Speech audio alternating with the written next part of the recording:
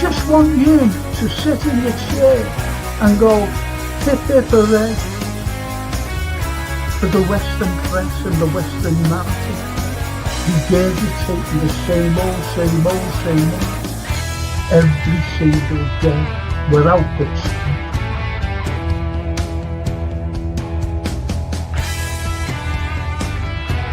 Please watch the first series, the first 2 episodes, the second series. Look at that. Absolutely fascinating. And it was the first time the Beatles had really stopped being semi-professional almost.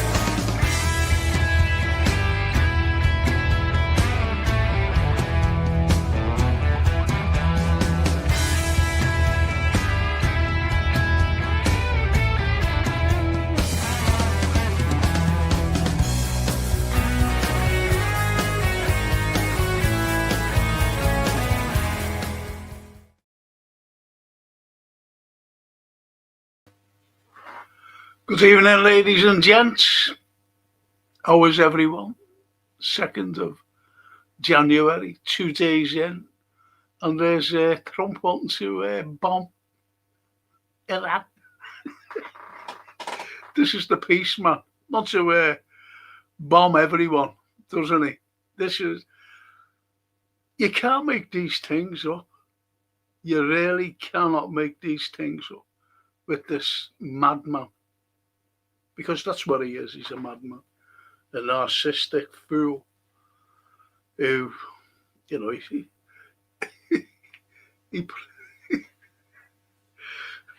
he prophesies peace,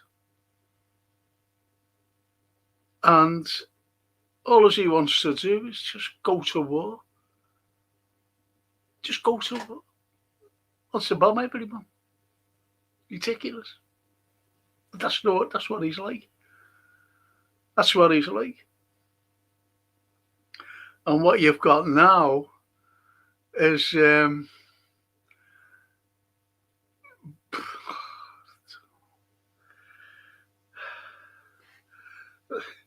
got Bulgaria, right?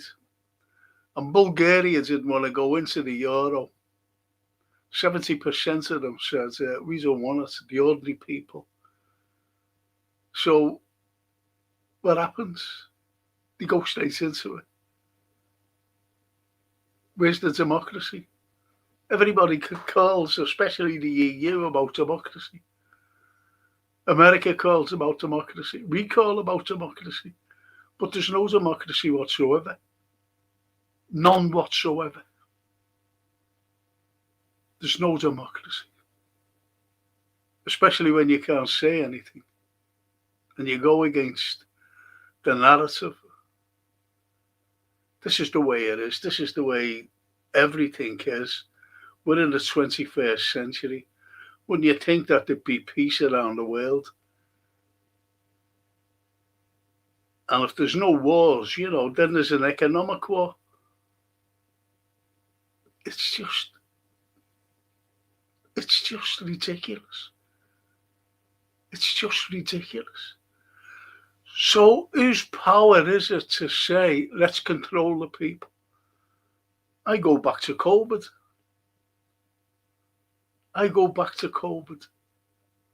And they must have come out with an idea, and they did come out with an idea to control the people. What can we do?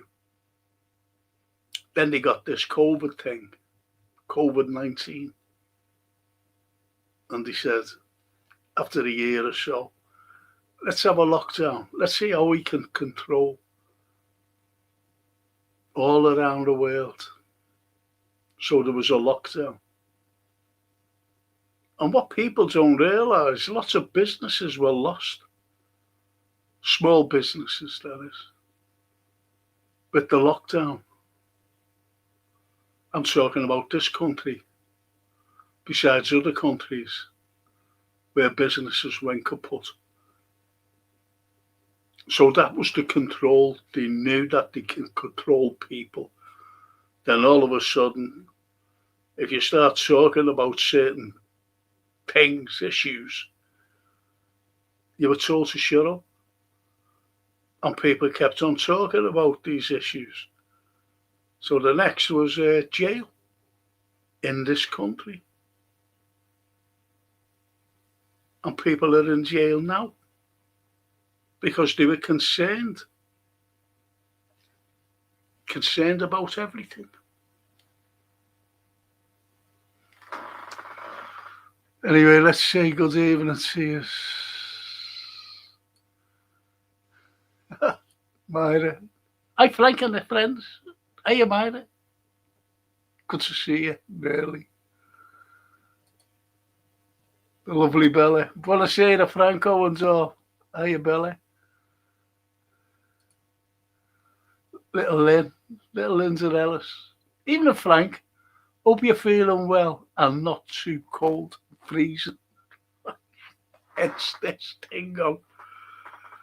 Oh, blimey.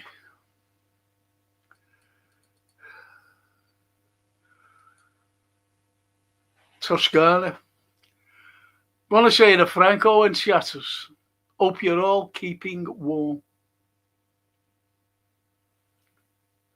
Yes. I've got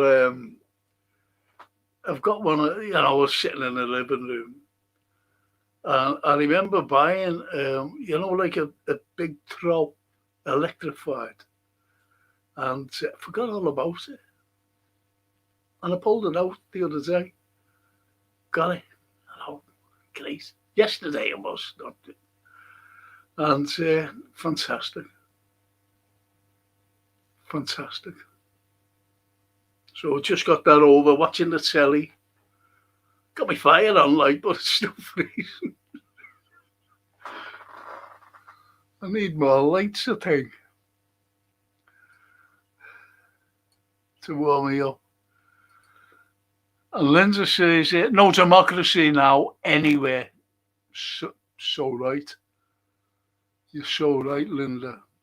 And IBR. Even Don Franco, hope you're well. Yes. Okay. In pain, but what's pain amongst friends?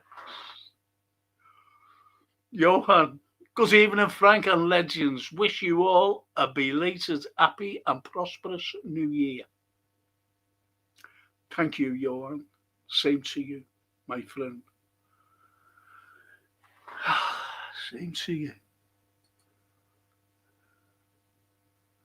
Irene Evans. Hiya, Irene. Evening, Frank. Evening, Irene. Yeah, hi, Barney. Hi, Johan. Happy New Year. Little Lambie. Good evening, Frank and chatters. Hiya, Lambie. TW. Evening, Frank and chat. I hope we have erased last night's from our No. I've been watching, so comments are unbelievable what I've been watching, Reading, not watching, reading comments on pods. I won't listen to the pods. And slots finished to a lot of people, even pundits. And a happy new year, everyone says TW. Thanks, T. Same to you, fella. And IBR says they are forcing digital IDs on all born babies to stop the boat migrants. That's a load of bollocks anyway, isn't it, as you know? Because on newborn babies, it's coming to us. Everything's coming to us. George Orwell. It's Orwellian, isn't it, really? What's going on? And Toscana. Happy New Year, Johan. Are you still on your travels? Yeah, he's in India. He's still teaching, voluntary. That's what you call a good man.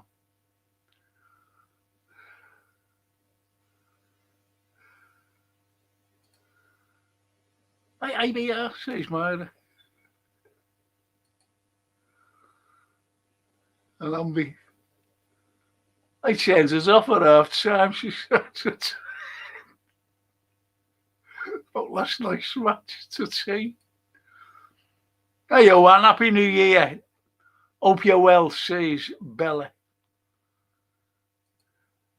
And Johan Toscana, I am heading north towards Varanasi on Monday.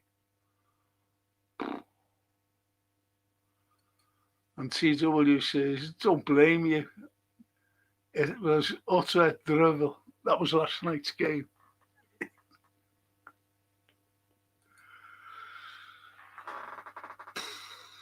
I'm glad I'm not talking football, honestly. Honestly. Because what we've got now, a situation, we can't ignore what's going on. We really can't, because I know that the CIA now are infiltrated into Venezuela.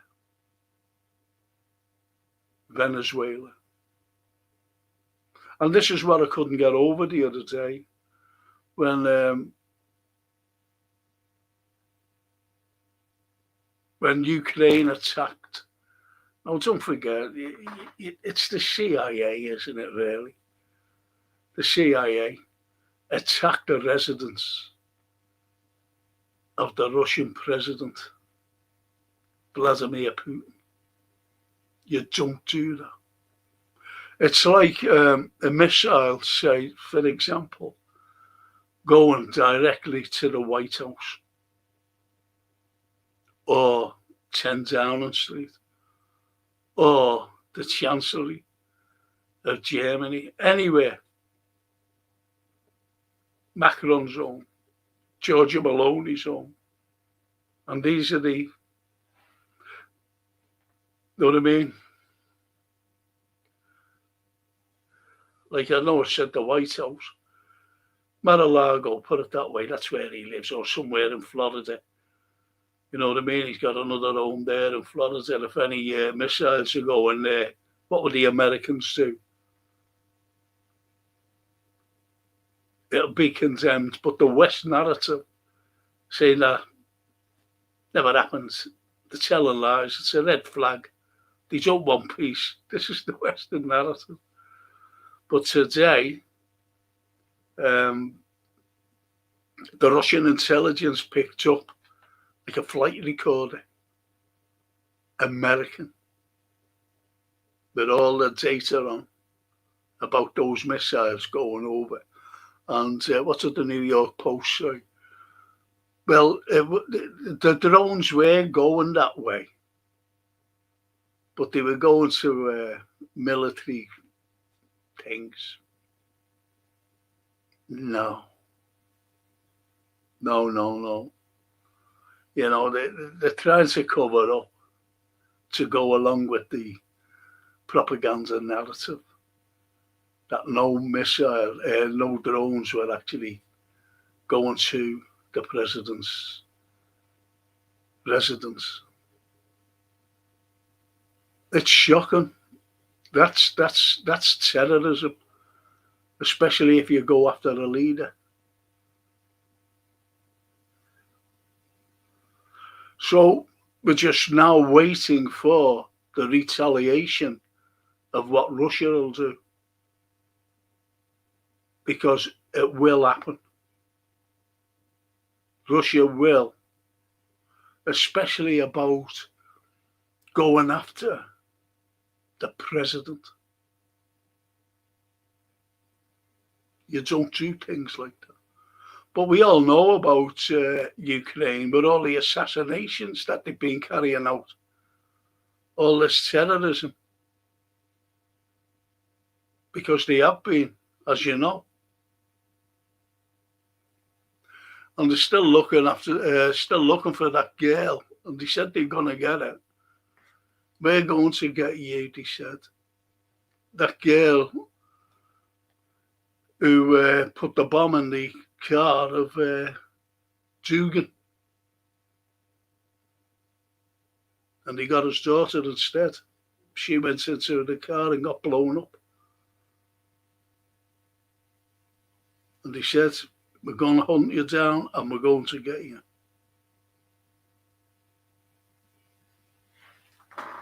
And this is what's happening.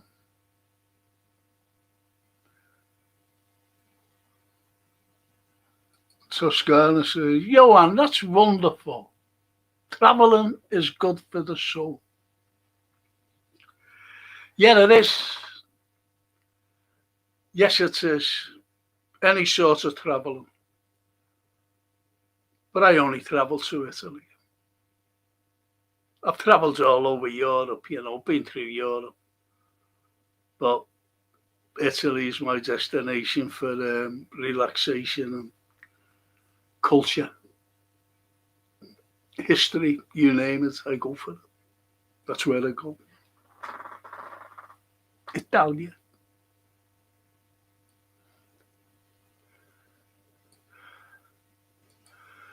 And Arjen says they reckon Putin sent in assassins into Kiev to kill Zelensky, but the Ukraine soldiers killed them within an hour.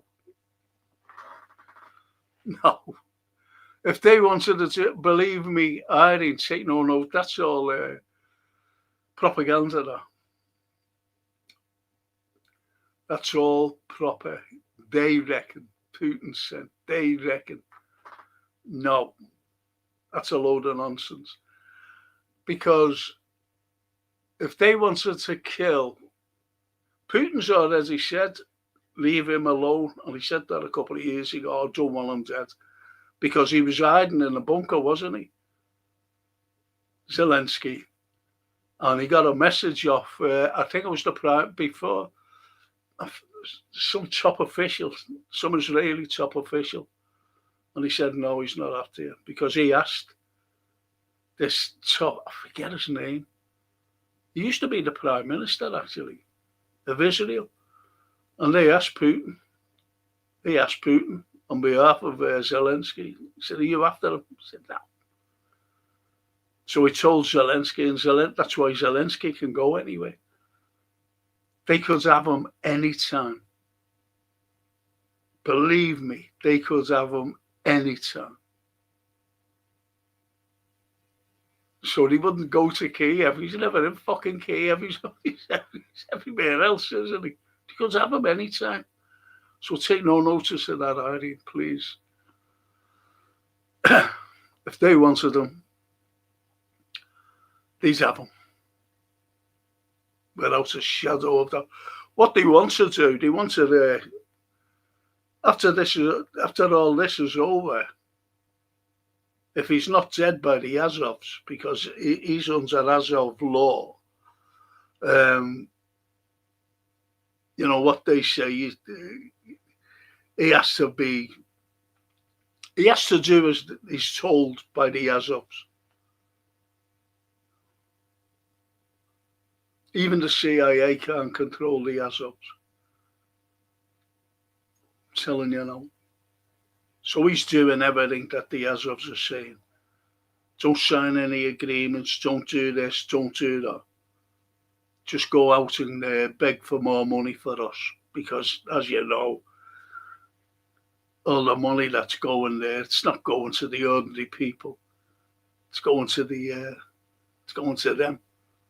And the people who are sending it, wherever it's sent from, whether it's the euros, whether it's the pounds, whether it's the dollars, it's going back to them. It's a big laundromat. It's Ukraine. Excuse me. So take no notice of that, Irene. I'm telling you now, take no notice because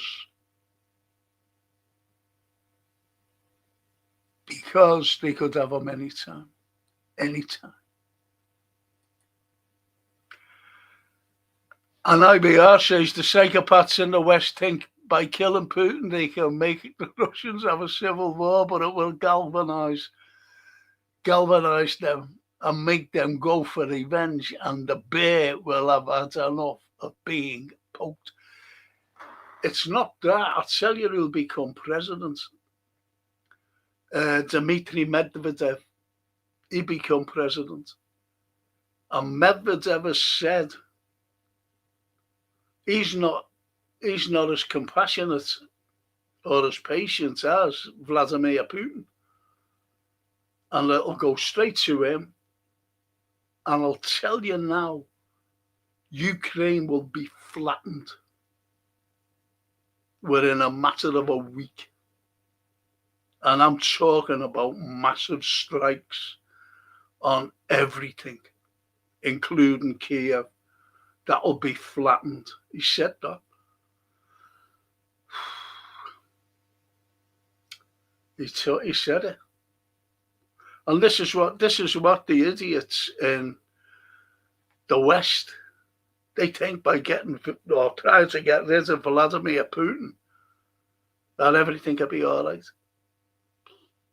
They don't know the Russian people. They don't know the Russian history. They really don't. Because you've got the young there today, just young people. And they've had relatives in the Second World War, like great-granddads and great-grandmothers and whatever, great-uncle. Every member of those young kids have been killed in the Great War, the Great Sacrifice, as they call it. And they're like this, the Russians. They're fed up with the West. And it goes from the young right up to the elderly who have experienced everything. That's what it says. I don't think that I think they really need to go to night school or something and do a history class on Russia.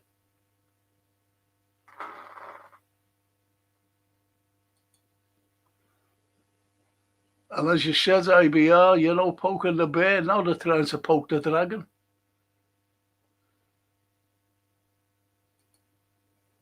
Toscana says, my son's friend is Iranian and he welcomes Trump's involvement as he remembers what the country was like before it turned to Islam.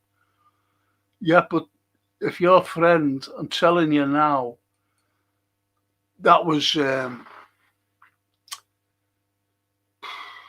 can I put this? It was the Shah of Iran, and he was the big puppet of the West. And the West was stealing the resources, and their resources is oil. And for decades they were stealing it.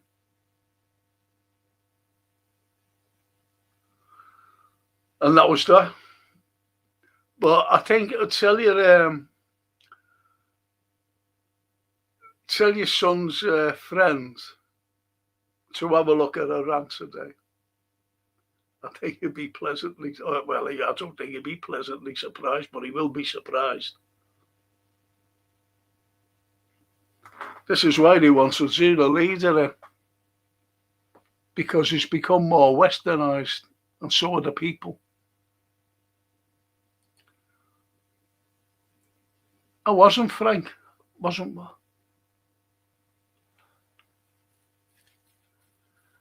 Wasn't what, Irene? What did he say?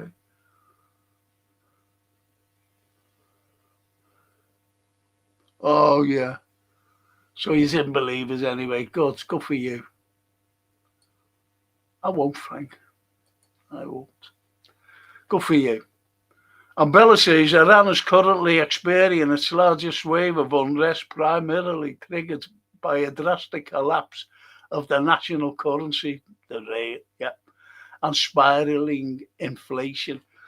Well, how does that happen? How does it happen? Shall I tell you how it happens? They've been trying to do it to Russia. They sanction them. But Russia has got a mechanism that inflation doesn't bother them. Because since 1924, Russia have been sanctioned Don't know whether you know that. Yet they were the first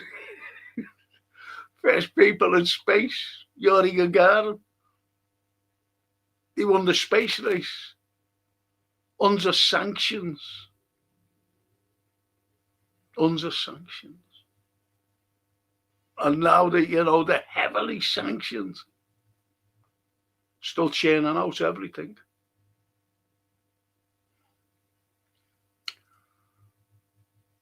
Shops are full. Supermarkets. Buy what you want. So they've got that mechanism. Same as China. See that callous? She wants to attack China. These people are insane. But you're right about the inflation. So how the inflation in Iran, they've been sanctioned. And don't forget, you've got the likes of the CIA there.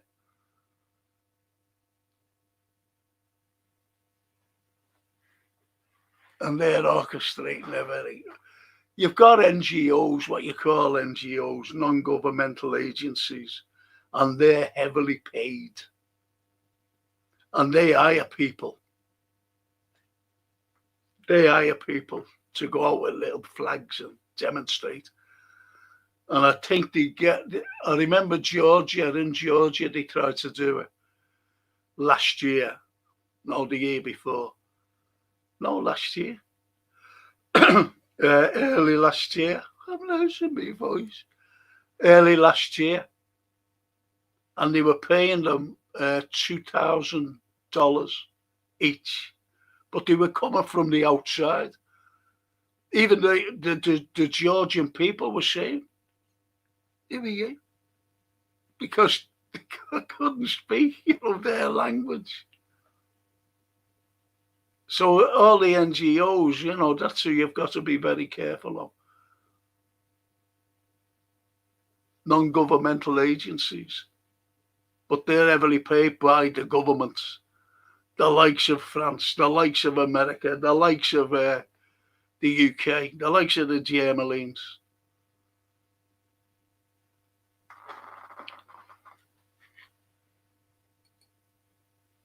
And Johan, they installed Budanov, a CIA asset. Well, that's right, because, you know what's going to happen, don't you? Because Yermak went, they're going to kick Zelensky out. And Russia wants Zelensky to stand trial for war crimes. So, but they won't give a toss, if you know what I mean. Get Zelensky. But Budanov, he's horrible, him. He's an Azov, as you know. So is Zaluzny, because they kicked the UK in the teeth by bringing in. They really wanted Zaluzny as like second in command. But the CIA's gone right over the MI6 and said, no, we're having Budanov because he's going to be the next president. Because they want the war to continue. They want the war to continue. They want to try and bring Russia down with years of conflict. It's not going to happen. Never take them down. CIS as chief of staff for the Green Goblin, clearly signaling a shift into covert operations because they know that they've lost a battle on the ground. Yes.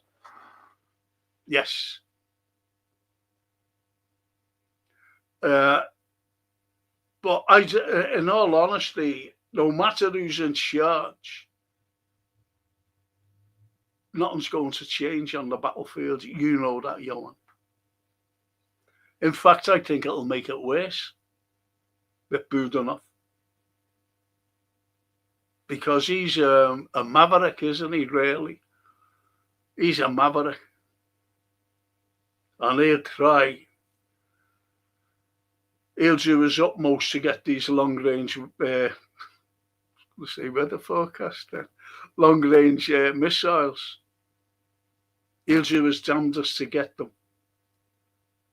And if any country gives them, that's the end. Say like Britain will give them Yeri Aris, the Storm Shadows, to send into Russia. We've had it. I'm telling you now, because that Budanov would do them. Send them in.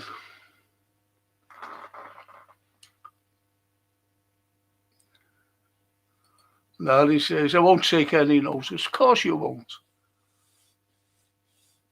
Of course. But as you know, you should know that now, that, you know, they could take them out any time.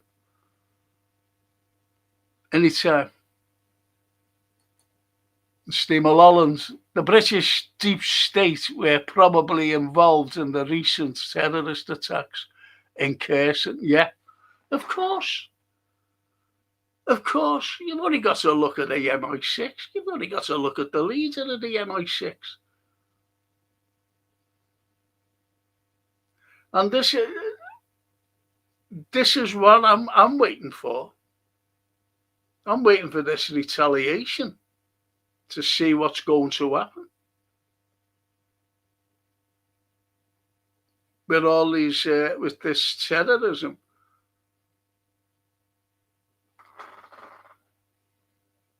Caused by Ukraine. More Epstein pictures. So Trump trying to start a war against Iran because Netanyahu has told him to do so. Of course, that's why he was there. When a reporter asked Trump, what is he going to do because of this attack on Putin? He said, that's nasty. While he's standing next to a war criminal.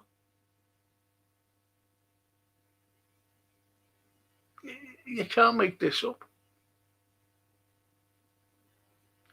If you did it, if it was a film, you go like that. This is exaggerated. This is over the top, this film. That's the way it seems. That's the way it seems. Over the top. Yeah, it's reality. It's reality, what's going on.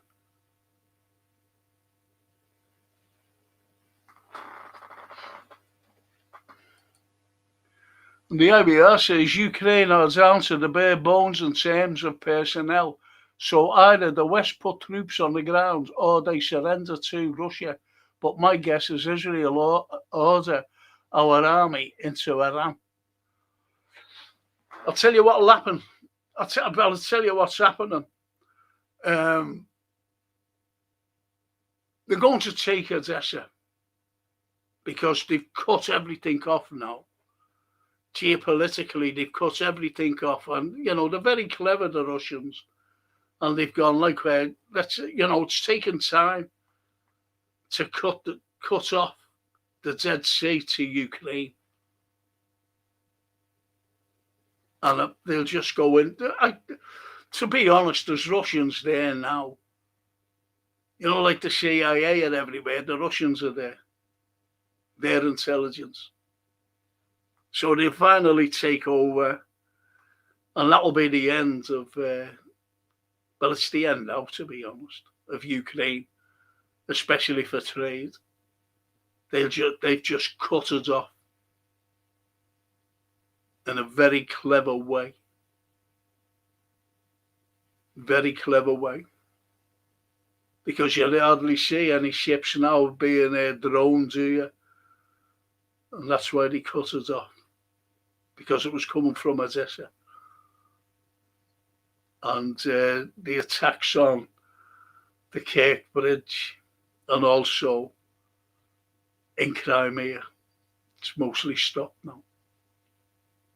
Because that's where they were all coming from, Odessa. They've destroyed Odessa. The infrastructure that is. Not the civilians. Not like Ukraine who attack civilians. Excuse me. Yeah, so you've got the likes of Russia now, who are in the driving state. They've got all the leverage. And this is why the West are panicking, including America. This is why they threw Budanov in. He'll finally take over Zelensky. Excuse me. He'll finally take over Zelensky.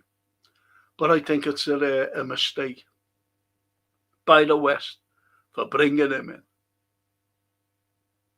I'm telling you now.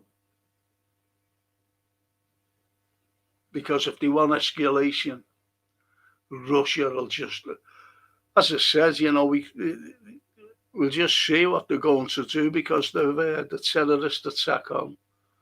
It's all planned out. Who was it who said? Was it Lavrov?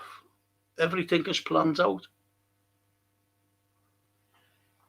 Or Gerasimov, the leader, the big I am in the Russian army. Did he say it's all planned out what they're going to do, what they're going to hit?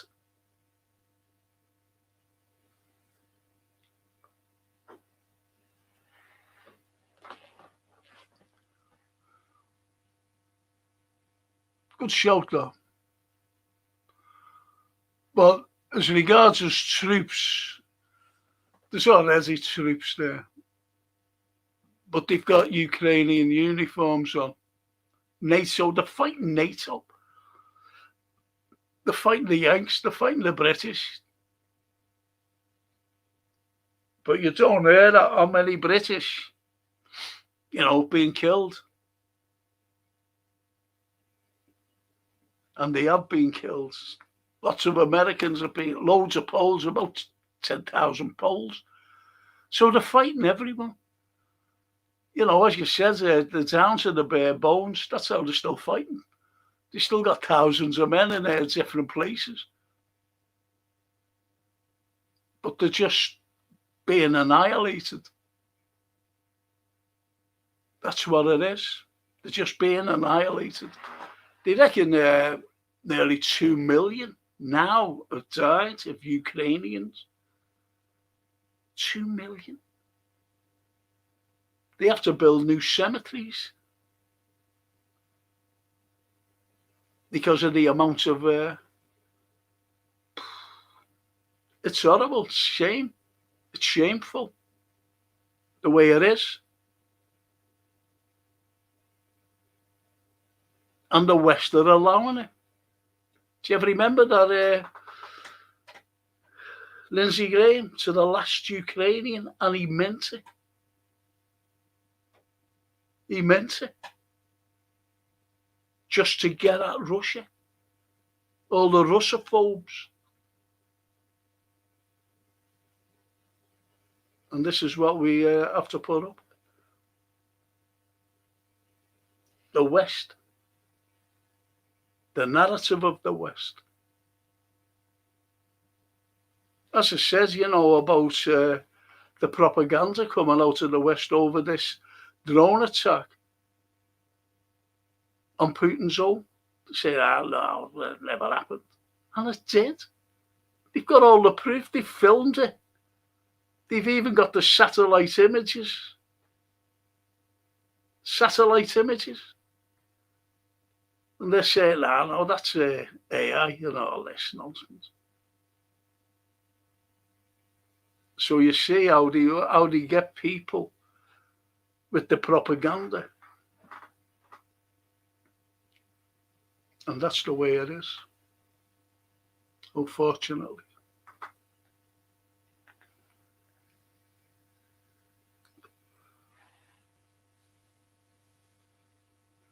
I seen a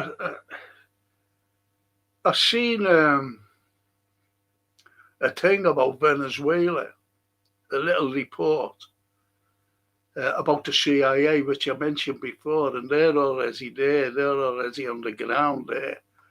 They're going to be organising things, but you've got to look who they want to put in. You only got to look who they want to put in. This Mercado, for their person, woman. And they gave her the Nobel Peace Prize.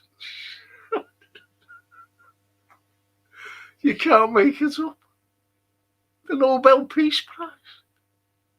But they were bullied by America to give it up so that they can put it in place. They can put it in place in Venezuela. It's shocking. And if you've only got to read her background, who she was groomed by, what kind of a religion does she come from? I always believed South America were, full of Catholicism through the Spanish when they got there in 1492. You see? And then but now you've got little ones, tiny hats there, all politicians. The little tiny hats. And that's who they want in now. And I'm talking about the whole of Latin America. And the way they say about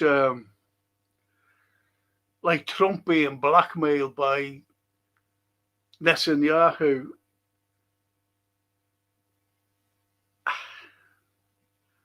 he isn't.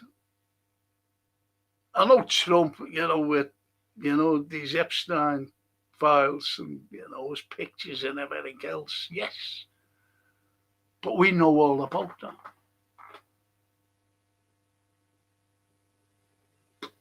We know all about it. But it's money. And it's Congress and it's the Senate. And you've only got to look who's in the Congress and the Senate. What kind of people they are. And the lobbyists to do everything that Israel tells them to do. And Netanyahu. And they do it.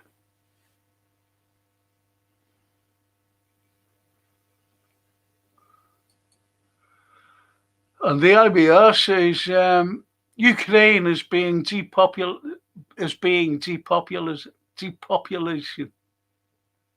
and we will see a mass Kalergi population imported into Ukraine to replace them. They're already there, to be honest. They're already there,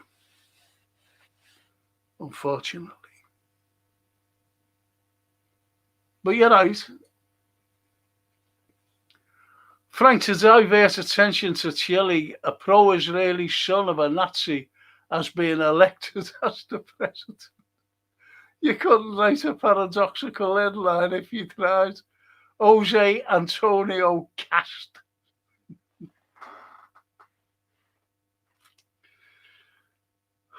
There you go. There you know. See, don't forget that with the paperclip, Operation Paperclip, they went to, they came here, didn't they? Thousands came here.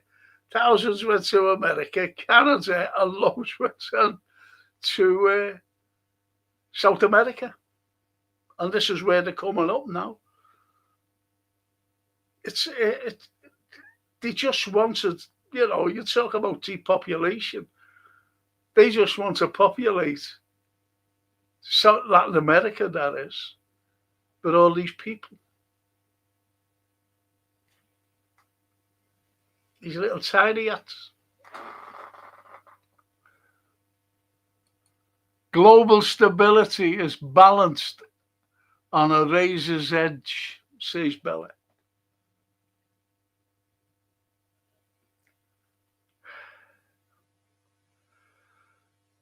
it's no matter how you look at it, no matter how you look at it, let's say in 50 years' time, like 50 years, but we won't be here, but I won't anyway.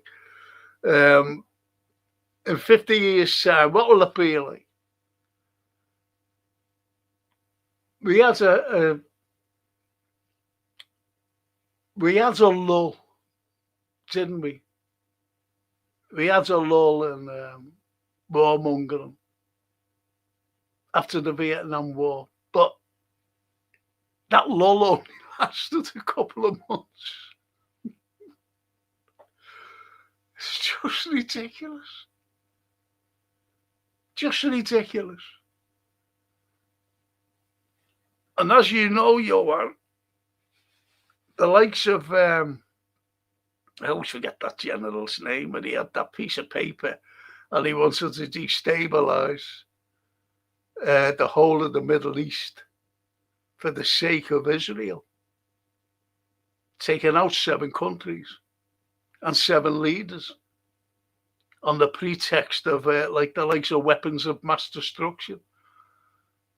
And they couldn't use that again, could they, against the other countries? So they made up lies about them, like the likes of Gaddafi, the likes of Bashar Assad. Every one of them. After Saddam.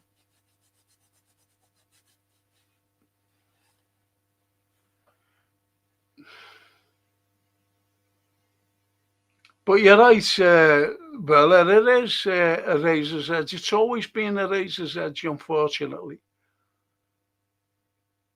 I remember I was sitting in the house in my grandmother's.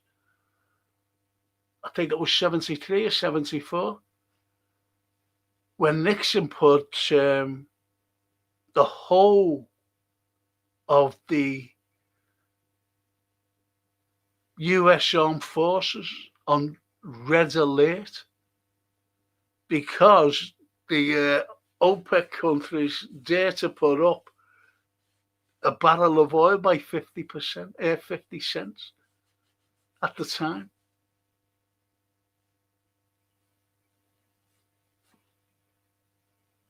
Well, you can't do that because that's how they held the Middle East. But they started to get, especially the likes of Iraq. Do you know why Iraq went into Kuwait, by the way? Have you got any idea? Wesley Clark, thank you. Thank you, Johan. Yes, Wesley Clark, that fellow. So everything's pre-planned. Everything's is seeded. The seeds are sown.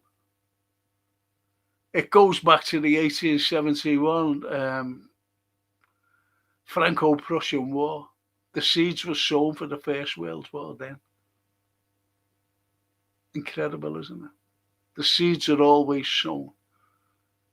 And that the likes of that Wesley Clark goes back to 1999 for all the Middle East to become. It's not, 1999, they never just said, I'll tell you what, let's do this. That's been planned right through that.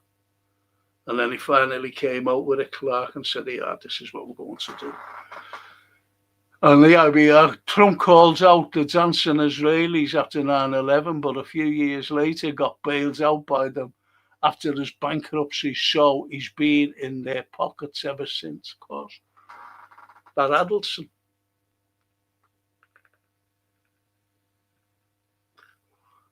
Yeah. Yeah.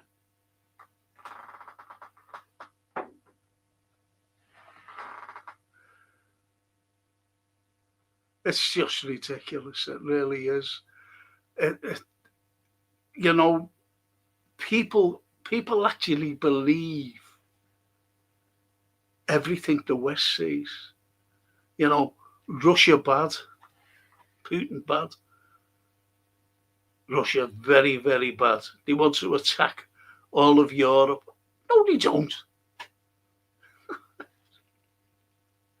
No, they don't. They don't want to attack anywhere. They just want to live in peace and trade with countries. That's all they want to do. People don't believe in the Maidan coup d'etat in 2014. They just don't believe. They don't believe that it was American-led, the CIA, with the covert operation. Let's get rid of these people. Let's get rid of these pro-Russians. And that's what they did. Put in a load of puppets right up to Zelensky.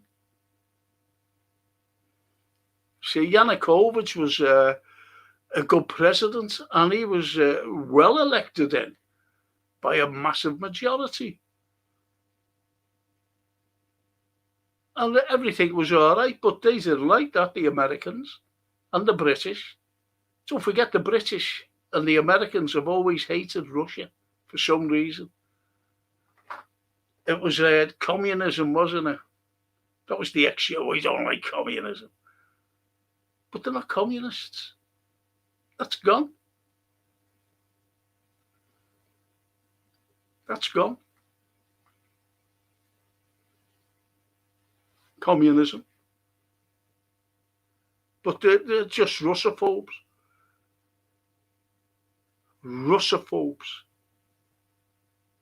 And instead of just trading with them, they want to go to war with them. Well, there's a proxy war. How can you have a proxy war? You've got Trump being a mediator and his country said a proxy war. How can he be a mediator? A neutral mediator to stop the war and peace. It's absolutely ridiculous. It really is pathetic. And they think people believe what they do, to be honest. We don't. Hiya, Dennis. Hiya, mate. Happy New Year, everyone. Winding down my work week. Have a great weekend, all. Thank you, Dennis. You too. Dennis is an American. Lives in Tampa. He's got lovely neighbours, little crocodiles, running about. He takes them for a walk.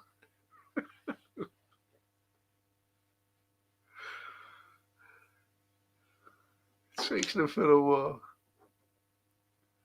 And he plays the Cavern. He comes over every year to play at the Cavern, Liverpool. Does our Dennis. With his group, with his band called the Incurables. I think my little arm's incurable.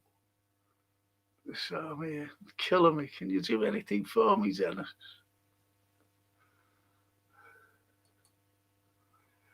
I worry about Orban, and he's not following the globalist script and will be a target for the smaller bankers. Of course, they're doing it now, aren't they? They've got all the little... do you remember a couple of months ago? You had someone from Finland, a woman MP, and she was in front of their parliament. Or was that Georgia? One of them anyway, she had a group of people with a little union, the EU flags with all the stars around, waving.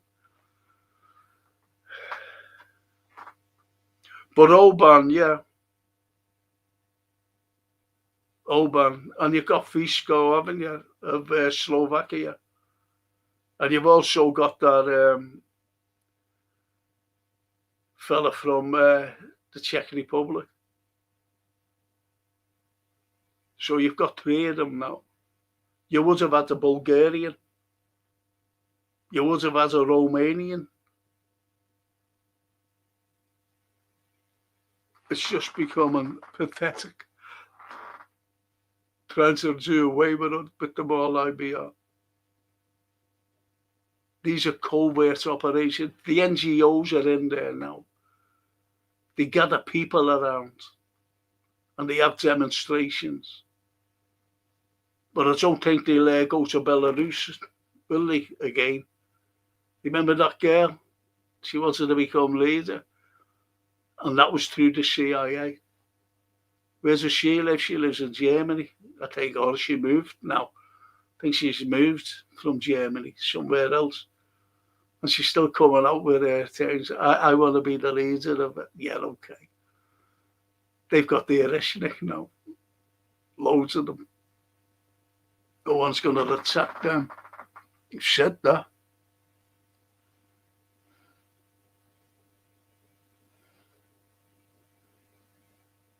But you're right there about the small app bankers, yeah.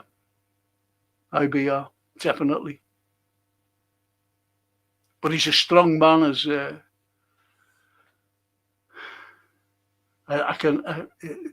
he's got a great ally, you know,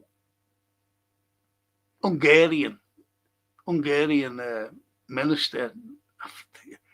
He's got about 3 J's in his surname. I can't pronounce it.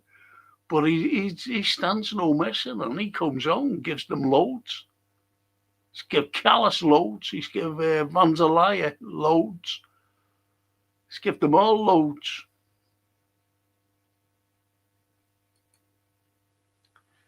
And Johan says the country closest to communism is China now. And look at them. Maybe that was the answer. Yes. But you have the latest one was a Chinese and illegal immigrants, and they were throwing them out. And now they're saying, oh no, he can't go back to China because he's going to be persecuted because he's been given up what it's really like in China. You go, oh yeah, okay. Couldn't believe all that. You know, where what Xi Jinping is doing to all these minorities and whatever. And he's got everyone under the thumb. Everyone's terrified to open their mouths. And, oh, want to hear it. Hilarious.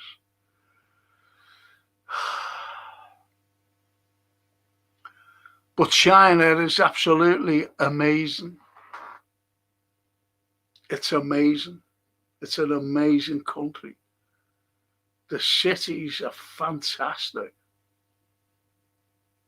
You know, if you stream them. I've just been streaming Moscow there, you know, because they're coming up to their Christmas. And I was looking at the New Year. Incredible.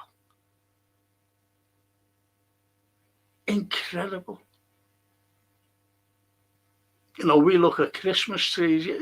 I was looking at something about London, and you see Bond Street or whatever, and you have all the Christmas lights up. You go, oh, isn't that nice?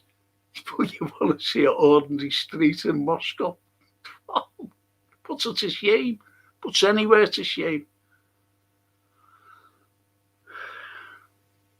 Incredible.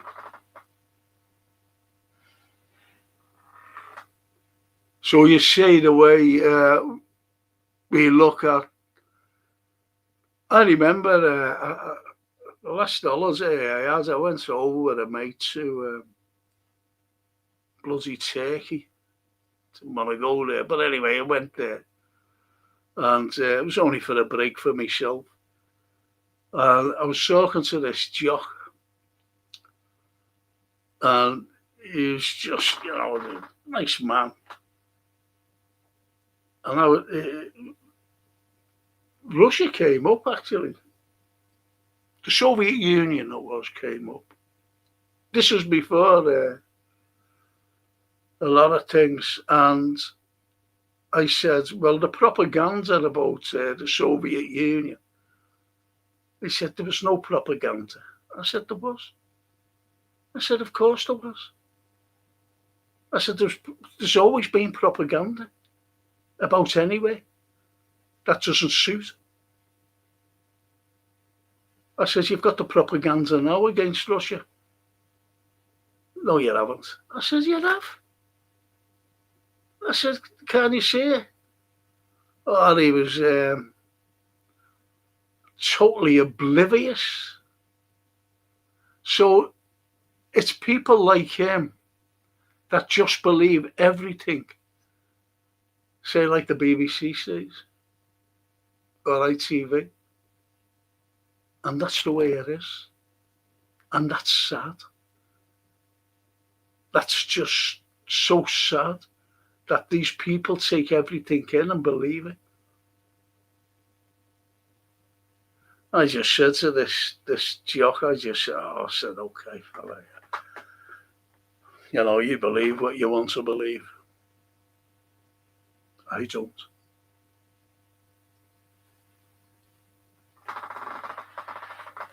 He couldn't call me a Putin puppet.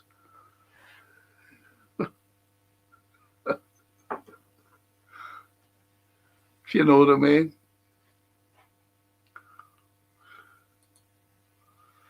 The recent Tulsi Gabbard speech at the Turning Point meeting about Venezuela was very good, but the mainstream media will never show it. No. Tulsi Gabbard, you see, she comes out with things that, well, when she was appointed, they knew we're not going to publish anything or televise anything about what she says. And she's good, Tulsi. But you don't hear about her now, do you? As you just said there, because they don't show anything what she says about anywhere.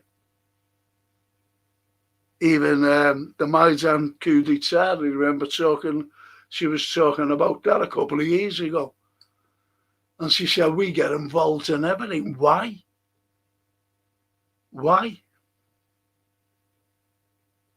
And it's wrong. This is a couple of years ago. She was saying it before she got the job in Trump's administration. So I've always liked Tulsi.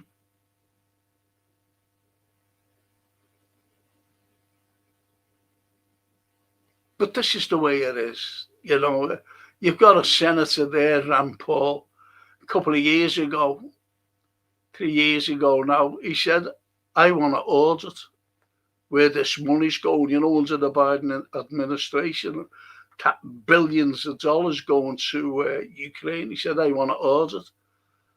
I want to audit her over there to see what's happening. Did he get it? No. Never got it. And yet they're still sending money, knowing that it's corrupt, down to Zelensky, knowing he's corrupt as fuck. Sorry to swear, but that's the way it is. Corrupt. No other word for it.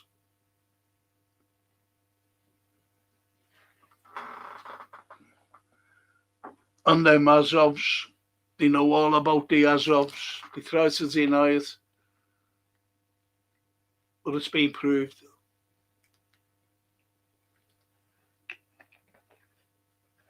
It's been proved, hasn't it? These Azovs.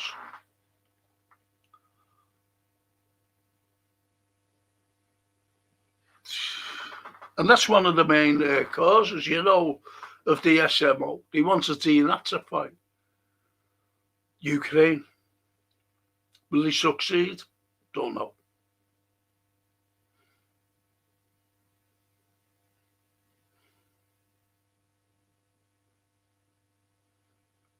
I just don't know.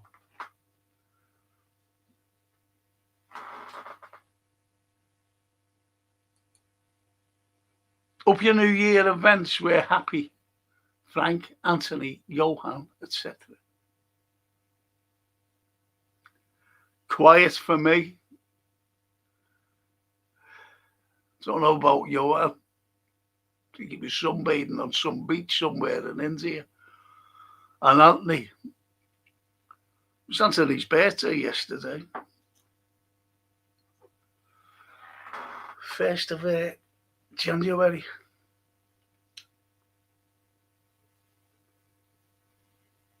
So you see the way it is, the way the world is, and it's in turmoil. And it's all because of, see, I could blame America for lots of things, but this country as well.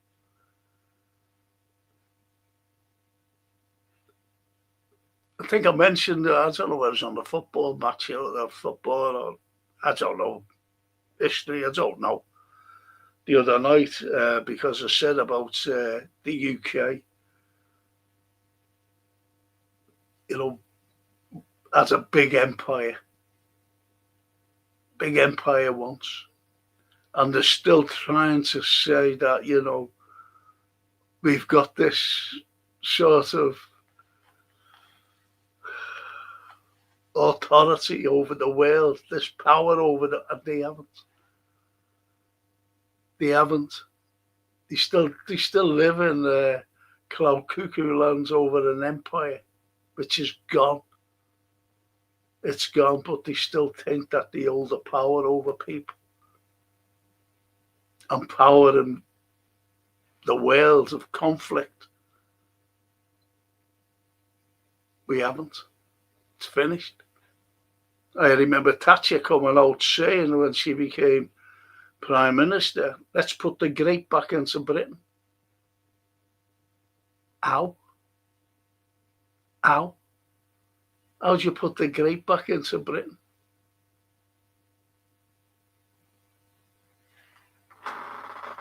Used to be great once, but there's a massive empire. As you get empires, you go in and destroy countries and take all the resources. That's what America is doing.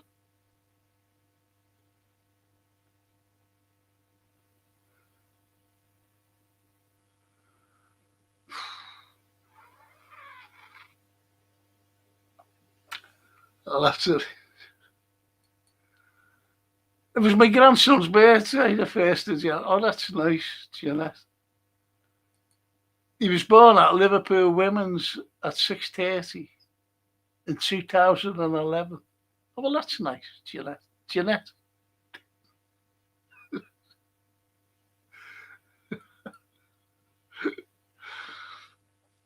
This is totally different from this stream. This is about wars and nastiness and Nazism and terrorism and things like that. Russophobia. And people getting labels, being labels with something.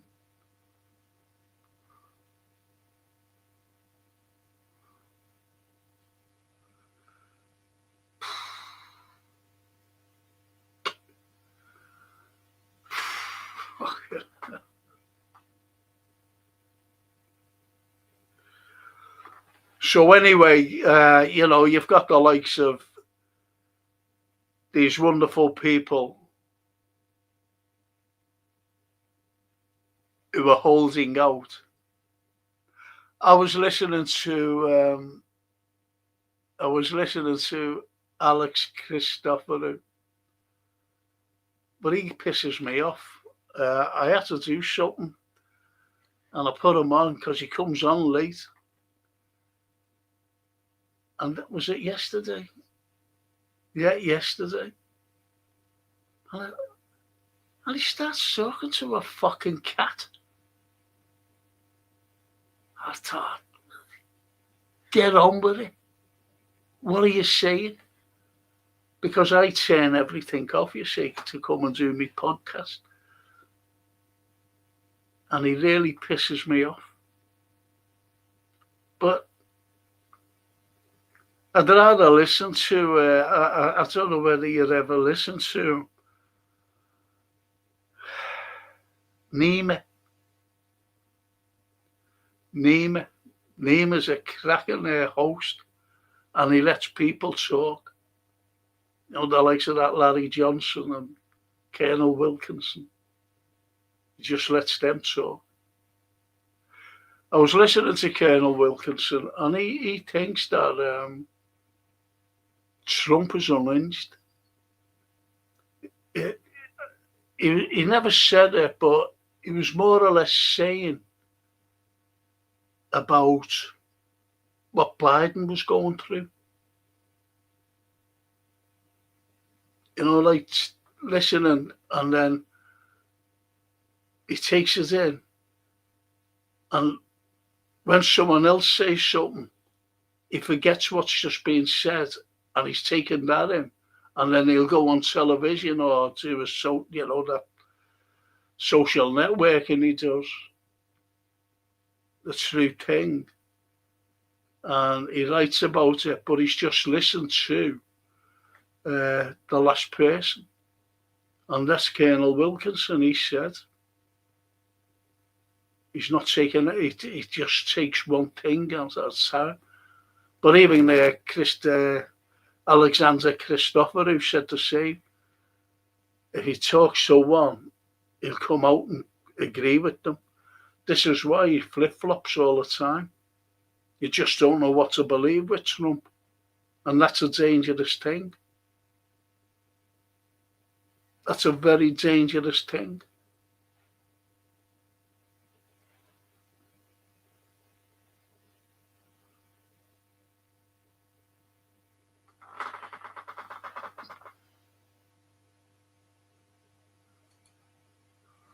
Thrown 8 on the Cyprus beach cat. Like, he was cute.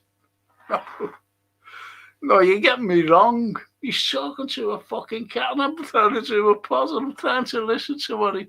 I know I could, but that's the old news then, because there's no new news coming out. New news, if you know what I mean. But anyway, But he gets on my nerves when he starts doing that. He felt a bit under the weather today. I was listening to him. I think he has a bit too much to drink, to be honest. Because he said, I forget what I'm talking about. I think I'll end my little broadcast. But I like him, don't get me wrong. I like Alexander Mercurius as well. I like him. He's good. Very analytical. But he goes on forever. It's like you are. Only joke. And Barry says, hey, Frank, I do wonder why we keep the Commonwealth going. It feels like they need to keep the old colonial rule. That's what I mean. You know what I was saying before, Barry? They think that we still got the power, and we haven't. We haven't got anywhere near the power that they once had. That's why I agree with you regarding Gibraltar and the Falklands. Exactly. And Myra's leaving us. Later, everyone. See you, Myra. See ya. Take care. Yeah, it's just a matter of when we look at the old empire, we did rule the waves. We did. We had great ships and brilliant it was. But that's long gone. That's long gone. And it even went after the Second World War. And if you remember, we started building big liners, like the QE2 and things like that. Built a few battleships, but that's about it.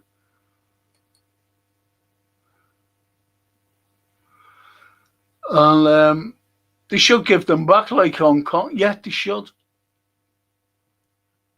Well, what do we want with Gibraltar? It's landlocked with Spain. And you know that they've been talking for many, many years, Many years to give it back with the Spanish.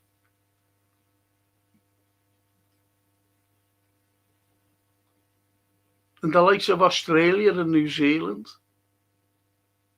Australia are taking more notice of America. America. See, Hong Kong, the Chinese were brilliant when they took it over, because what they did, they said, well, okay, we'll keep the business going, the financial stuff, the economic stuff. When it was handed over, and that's the way it is today. They've got a little autonomy from China, but it's China. It's like Taiwan. Taiwan is China. But the Americans are there, no, it's not, it's ours. Just like what Trump said about Venezuela when he came out and actually said it. It's our land. It's our oil. He actually said that in a television interview.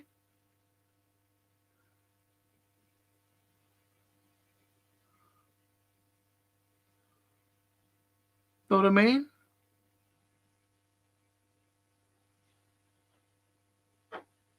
How can a sovereign country belong to America and their resources like oil? How can it be? And for years in Syria, when Bashar al-Assad told the Americans to get out, they were robbing the oil. They were stealing it. They were still there. Stealing the oil. I've seen footage of all these tankers, motorised, that is, with all the oil going down to a dock to fill these tankers up, ships. Hundreds of them. Just taking the oil. That's what America are like.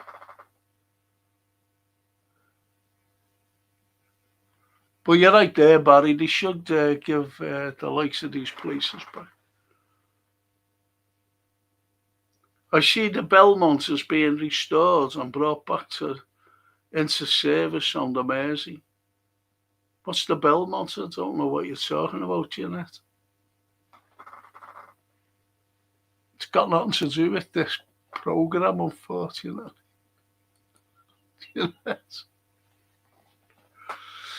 I don't think they can give the Falklands back due to the loss of life there. Hated Thatcher getting us into a useless war, just like Blair did as Bush's puppet. Well, he sent an armada down, but then again, you had 600 on the Belgrano killed. And that's why I've always said that the likes of Thatcher should have been brought up for a war crime, because she gave the green light for the submarine to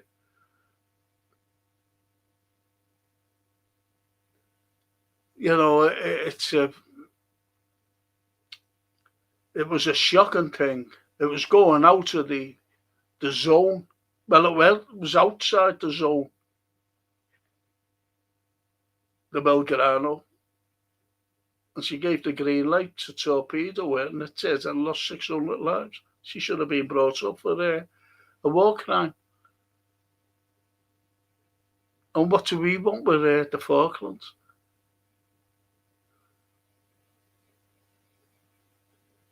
South Atlantic.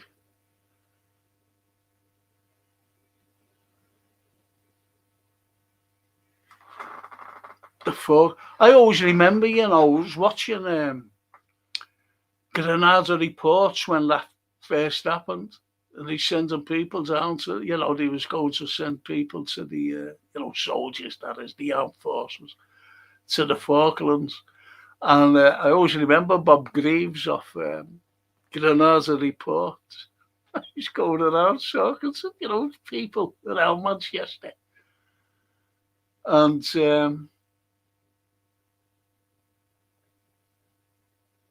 but like that, do you know where the Falklands are? And every single one of them says it's by the Orkneys. Is it by the Orkneys or from Scotland? No. Fucking hell, you just go, oh, hey. Genuine, that. Bob Greaves, funny. Americans complains about a Chinese military drill near Taiwan. Meanwhile, they are actively committing piracy in the Caribbean. Well, there's Finland's just grabbed a fucking big tanker, steel thing. Finland. And Kaya Kallas said, oh, they're great, them Finns, they're doing the right thing. Fucking big ship with about steel. It's just, it's getting out of hand. They forget about Russian ships and big submarines, and fucking hell.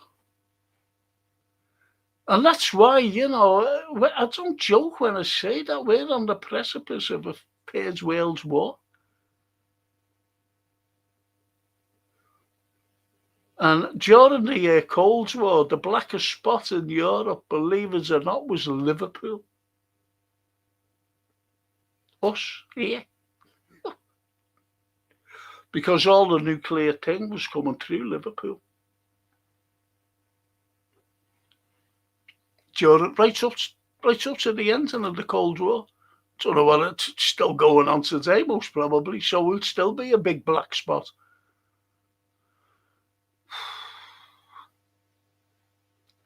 And if they send the Erishnik, I hope it just lands on our block here. I don't want to suffer.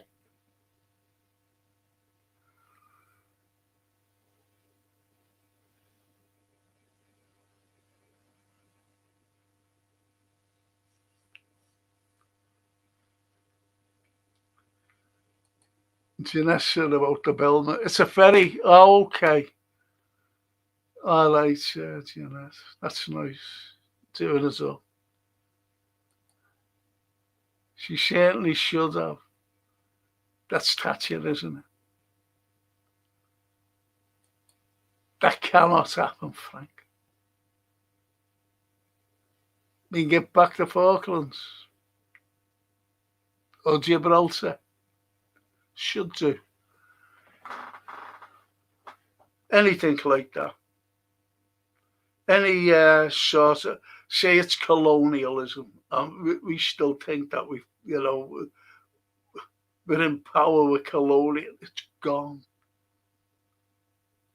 It's gone. Let's just stick to being us, being our own, instead of pretending. Because that's all we're doing, pretending. Especially with Starmer saying, about wanting to go to fucking war. And also, you've got the likes of that Healy. I mentioned this the other night.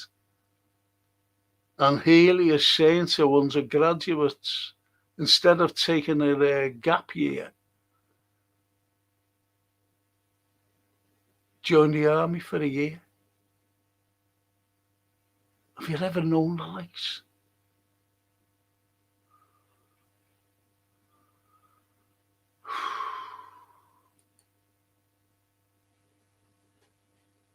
Archie.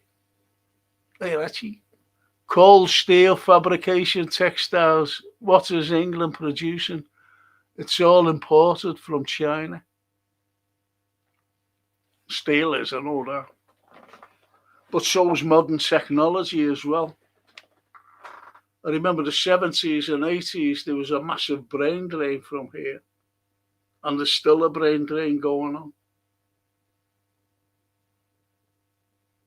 So really, what can we produce? Remember, Thatcher closed all the mines, so we can't even produce coal, and we import coal. It's incredible, isn't it? I think we imported coal from Colombia. Whether we still do, no, I don't know.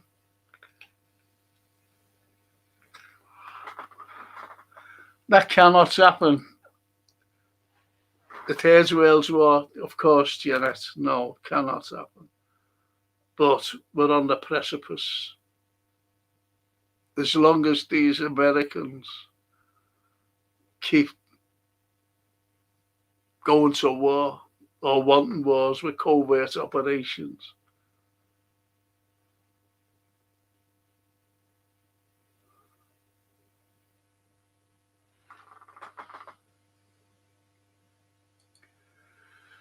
England's on its knees. We're bent over, bracing the bench and awaiting the big one. Keir Starmer's a beauty. Yes.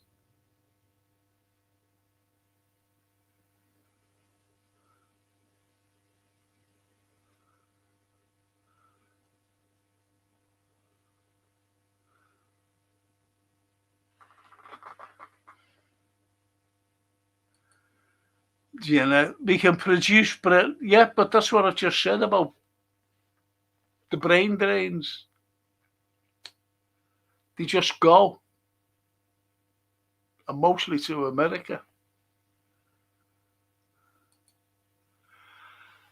You know. Anyway, Barry says, do you think Thatcher was in some way complicit regarding the Hillsborough tragedy? Indirectly, I couldn't say how, but something lays heavy on my head about that woman. Well, it was all covered up, wasn't it, boy? It was covered up. That's why, look, the families and survivors know about Thatcher, and I'm one of them. Because when you look at everything that went on right after that tragedy of the 15th of April, she was there the next day. And then that's the cover up.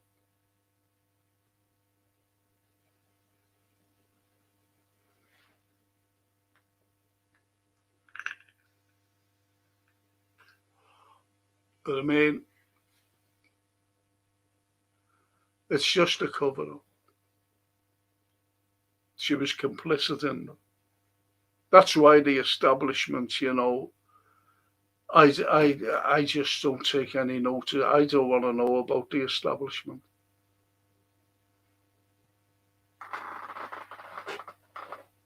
Very painful to us. And don't forget, you know, the establishment wanted to manage decline this city. The government they are the establishment, the government. And the governments at the time under Thatcher and Geoffrey Howe.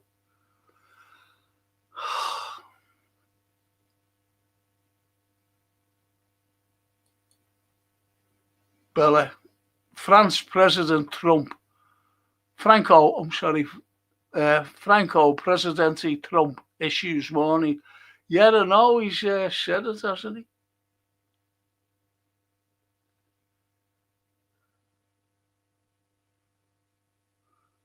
You know what I mean?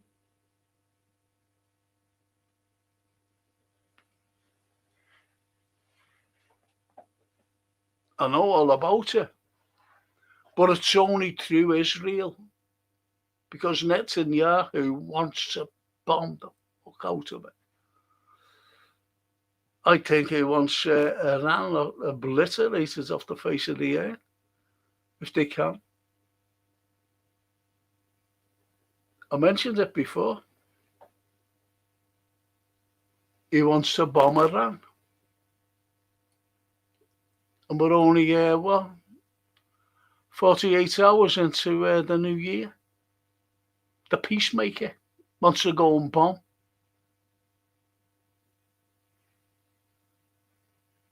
He wants to take over Greenland.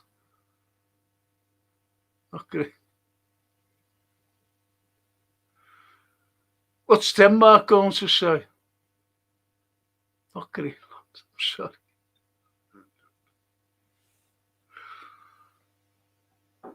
Denmark have a big say in everything north of the tundra, but they'll just be slapped about by the likes of Mr. Trump, so they won't be able to say anything. The EU are under the thumb by Trump, the Americans.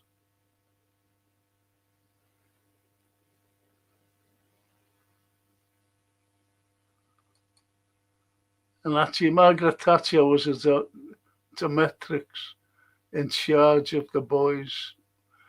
Yes, she was. She ruled. She ruled with an iron fist, Thatcher. Maybe talk privately with you one day, says Barry. Yeah. Anytime you want, come and visit me.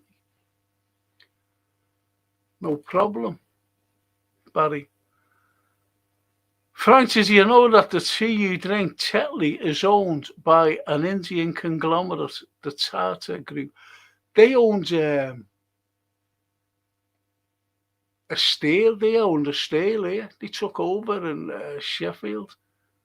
And I think they've walked away from it now. The tea plantations are in northeast India, states like Bengal and Meghalaya. Meghalaya. Have I said that right? Meghalaya. Bengal. The Bengal Lancers. Great army then, mate. The Bengal Lancers.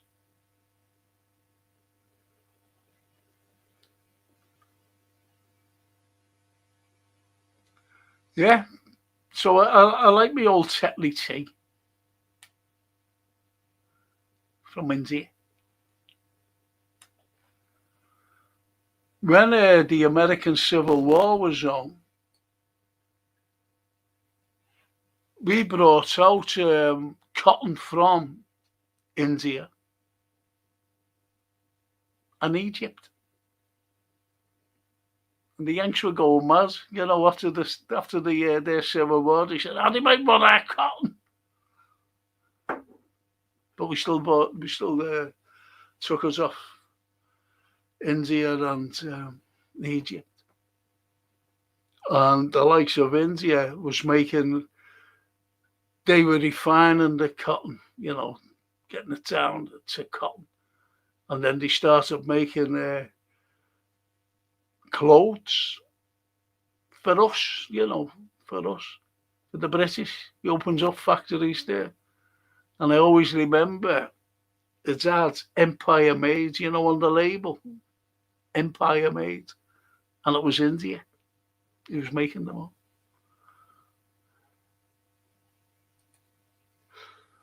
And Bella says, Margaret Thatcher didn't like Liverpool people or Liverpool itself as a city. No, I don't. There was a woman by the name of Theresa Gorman, Tory MP, and she wanted to build a wall around Liverpool. A wall. Think about that. A big high wall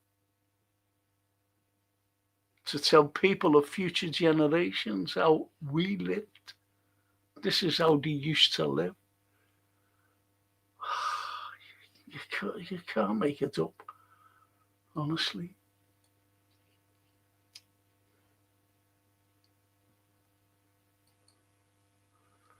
And as she says, we used to have Fanny Craddock with her husband Johnny and surrounded by the young men. I always remember, I forget who it was. I think it was Janet Brown, the impersonator of Thatcher. And they were in the kitchen, you know, Janet Brown with her husband. Fucking funny. He was always drunk, you know. She was just hitting him over the head with a frying pan or something. Funny though. Excuse me.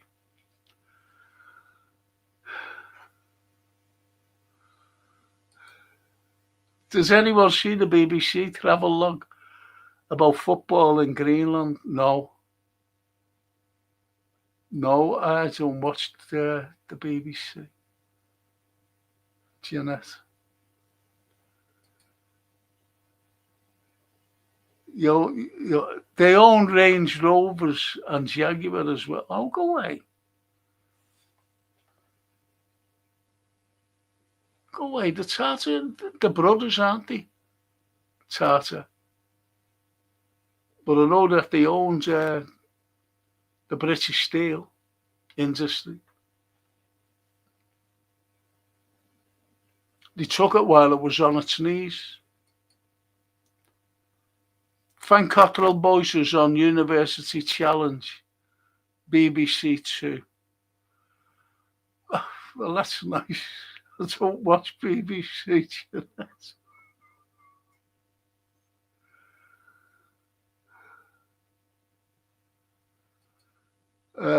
Actually says, carry on up the Kybel, Frank. They've been doing us for years. Carry on up the Kybel. No one could get through that Kybel pass, you know. The Yanks couldn't do it. Just got slaughtered. We couldn't do it.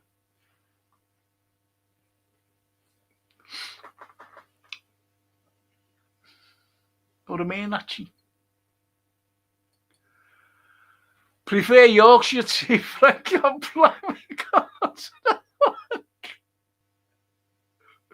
Good job by the page left.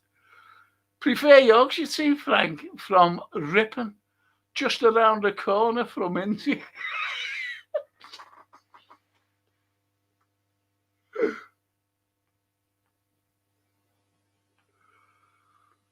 Jesus.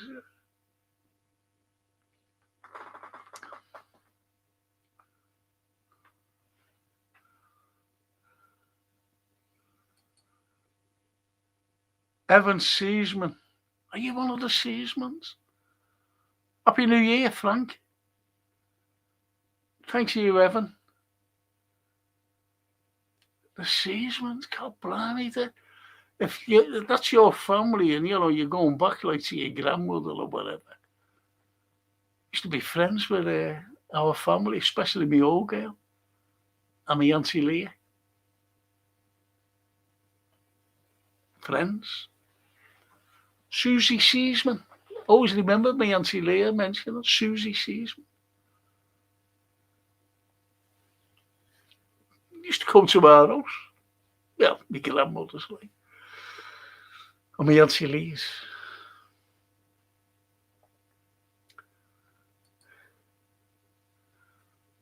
Evan Seasman. Thank you, and the same to you, Evan.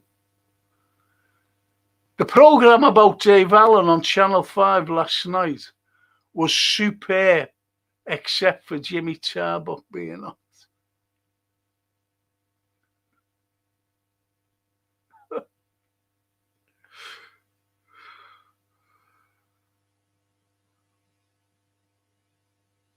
Do you know what? I was at a function with Ian St. John, and Ian St. John, his mate, was Jimmy Tarbuck. So I was at this function, and Jimmy was there. And I tell you what, honestly, he was so professional, was Tarbuck. So professional. And I said to Ian, I said, listen, I said, do me a favour, I want your photograph taken with me. So he said, okay. He said, what for? I said, just can I have a photograph? Anyway, I've got it here. And he said, yeah, we'll get Jimmy. I said, no, thanks. I said, just you, Ian. Fucking terrible.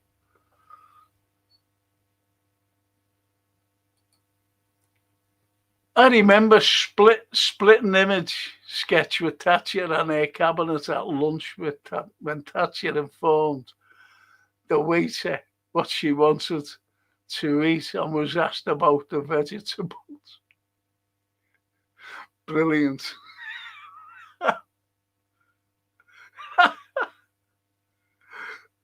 Does you ever remember, what's his fucking name? Tibbet.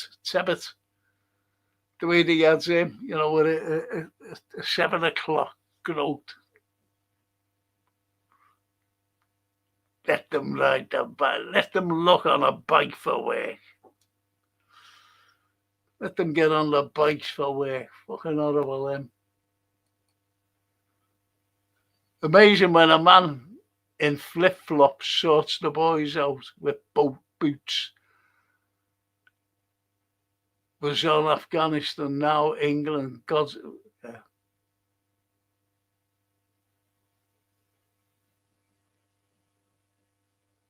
Afghanistan.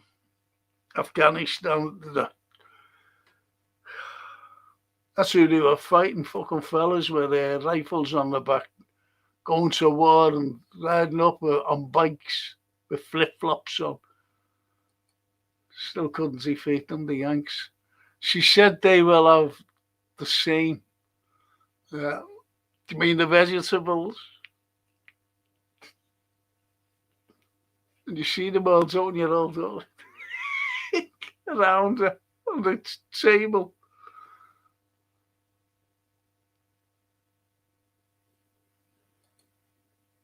And as she says, was Kenny Lynch with Sabi? No.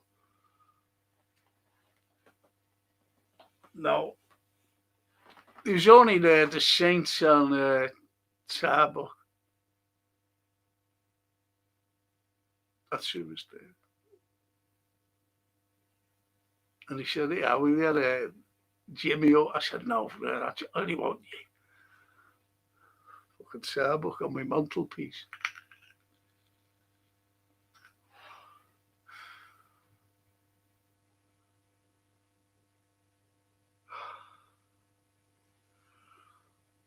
So we've been through wars, we've been through Tetley Tea, we've been through Spitting Image, been through the giving back Gibraltar and the Falklands. Incredible what this stream gets up to. And Jimmy Tarbuck.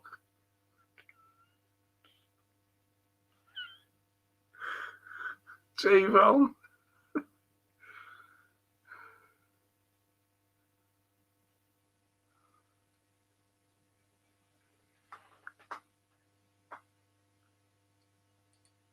Where does Lancashire tea and Yorkshire tea come from?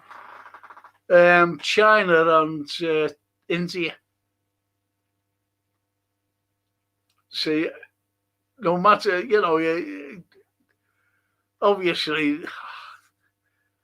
it's like, say like silk comes from China. You get a load of silk. And you make dresses and other things. And that's what they say, oh, that's a nice dress, which was made up in some tailors down in wherever. And someone will ask, where did the silk come from? Oh, it came from China. So that's what it's like, it gets made here. The tea comes over from China to be processed here and put in little tea bags. That's what it is, Gerald. And Barry says Kenny Lynch was on the band. Yeah, John Conte. There's diversity for you, Frank. Yep. Yeah, band's on the run. Paul McCartney. You see them against the walls, don't you, like that?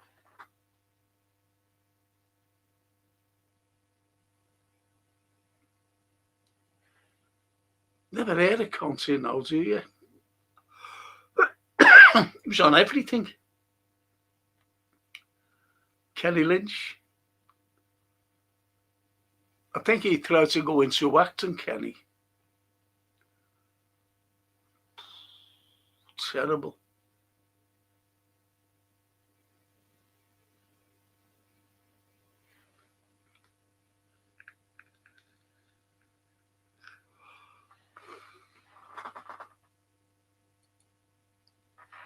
We haven't been through the eye of a needle yet, says Janet.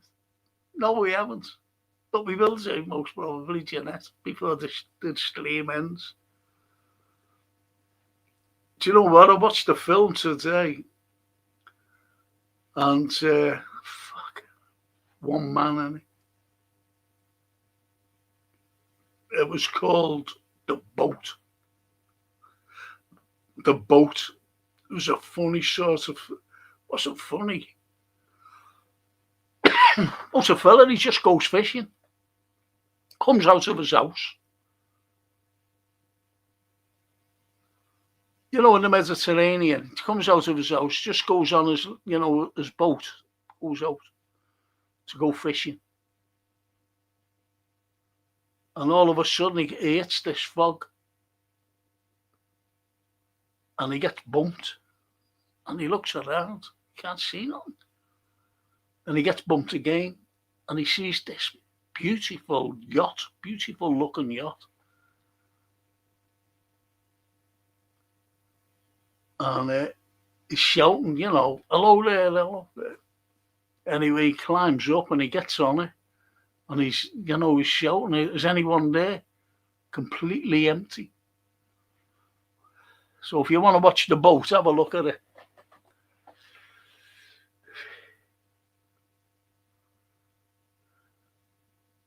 And as he says, what made Kenny Lynch famous? I haven't a fucking clue, to be honest. Wasn't a singing, he couldn't sing a note then. I think Jimmy Tarbuck made him famous, to be honest. Jimmy needed a straight man.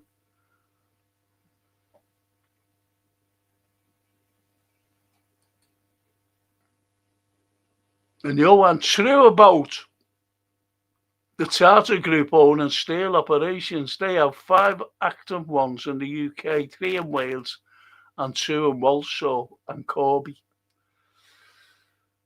There you go.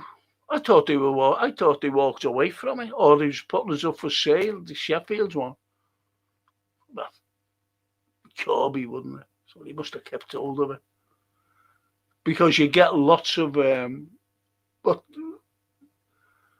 they got lots of funding off the government every year. So I think that's why they kept it open. Johan. Did I mention that I had a like from Sir Paul on Boxing Day? On X, says Janet. No. Janet.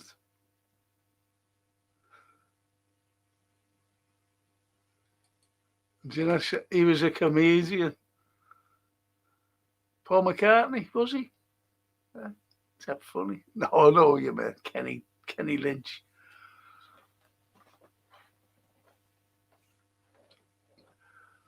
I always thought he was a singer because it never made me laugh.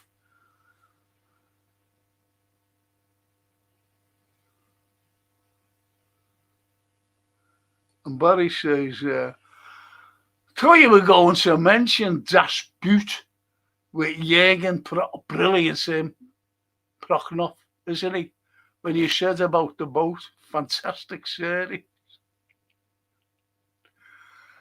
Das Boot. Brilliant. That Jürgen Prochnow is a brilliant German actor.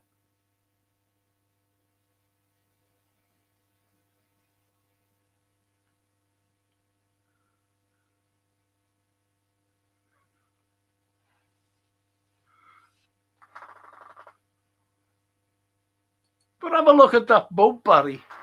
Have a look at it. See what you think. P.S. Hey, Frankie boy. Hope you had a good new year. It was very quiet, P.S. I sat in on my lonesome. Yeah. Fell asleep, as you do.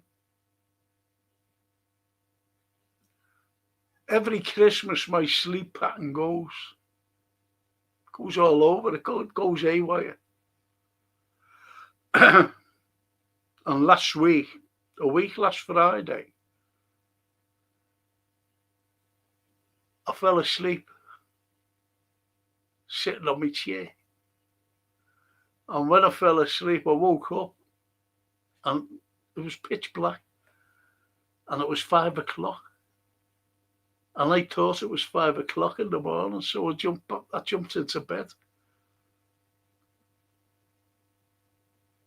And it was 5 o'clock in the afternoon. And when I woke up, it was still dark.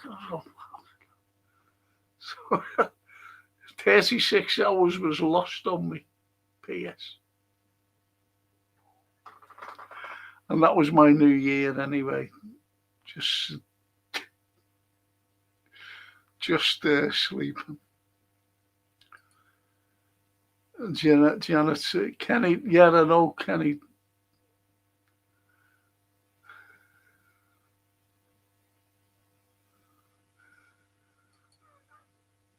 Kenny Lynch was never funny. He couldn't fucking sing either, to be honest. And P.S. Christmas sleep patterns, day, do, day, do-ty, do. Did you do? Did you do? Do-ty, do. Did you do? Do-ty, do. Fuck. It's getting worse.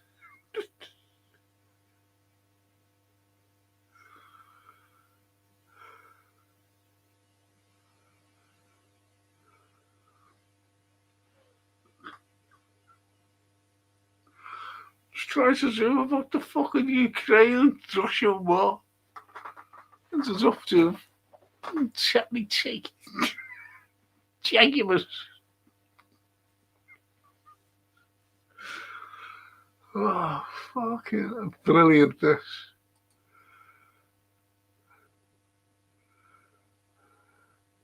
Well, Janet said, I said the Beatles played in Prescott, as did Shakespeare.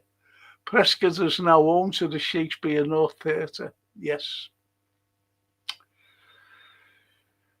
Yeah, the Globe. That's what he liked. Well, that's good.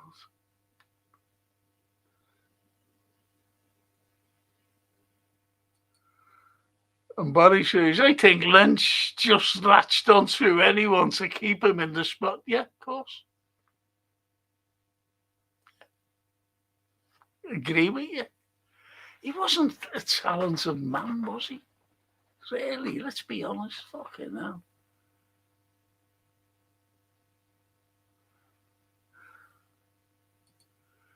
Where do you see it all ending, Frank? Ukraine. Well, what the Yanks want and what the EU want, they want this war to keep going. They want to escalate it, keep it going for years, because this is the only way they think that they can bring down Russia. Because remember what Kaya Kallas said, that idiot.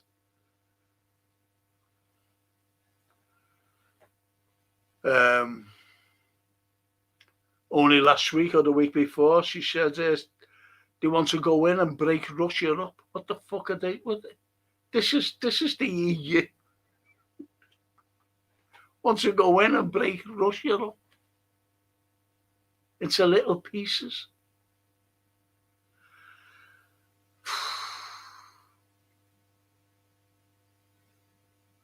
This is what they want. So they want to escalate it. I really believe that Russia doesn't want to keep going on for years, so I think that they'll just come to a fucking end it. That's it. That's it. They're already fighting, as I said, NATO. NATO are in there. You know, they can't kid people. Because there's no Ukrainians left, so who the fucking hell are they fighting? They're fighting NATO.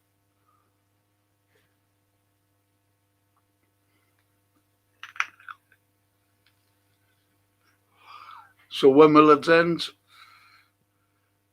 I think they made the biggest mistake by sending drones to, as I said, Vladimir Putin's residence. That's a big mistake. And there's going to be a retaliation.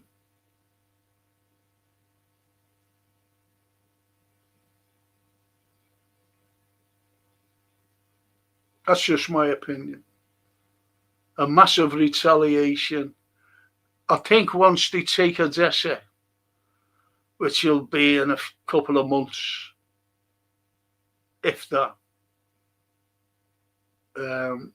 See, don't forget that it's a war of attrition, and the Russians are doing it brilliantly.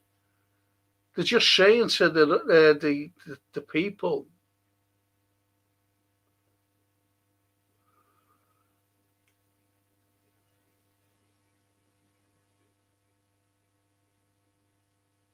and they just come on, yeah, and they're being slaughtered, especially in Kursk. Or they did it in Kursk. They could have easily have thrown them all out, but they just trapped them. And these were the elite forces. And it's the same. I can't pronounce this bloody thing. The latest one, when Zelensky said to Trump just before Christmas, we've taken, this, and they hadn't. He had his photograph taken, and then it was proved that it was taken a long time before, because the latest picture come up and totally different. Just see the Russian flag there. So, it's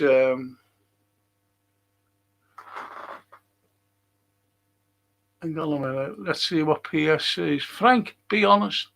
Any freedom fighters over the year that you actually think were right and back them? Please be honest. I don't understand what you're saying. Hang on.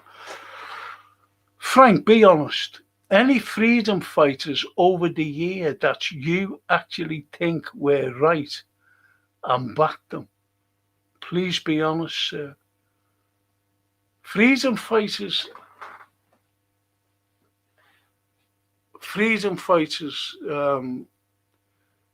you can categorize freedom fighters.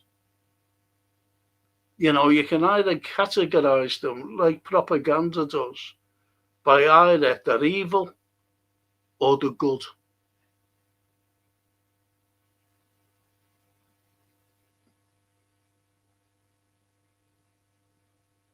They're either good or bad. It's like you mentioned Castro there. Now, Castro was a freedom fighter. How was he categorized? Bad. And even Marco Rubio, he wants to go into Cuba now. He wants the Americans, he wants his fucking troops to go right in there and take over again. So he's being categorized as bad. You had the likes of, I have to say it, the IRA.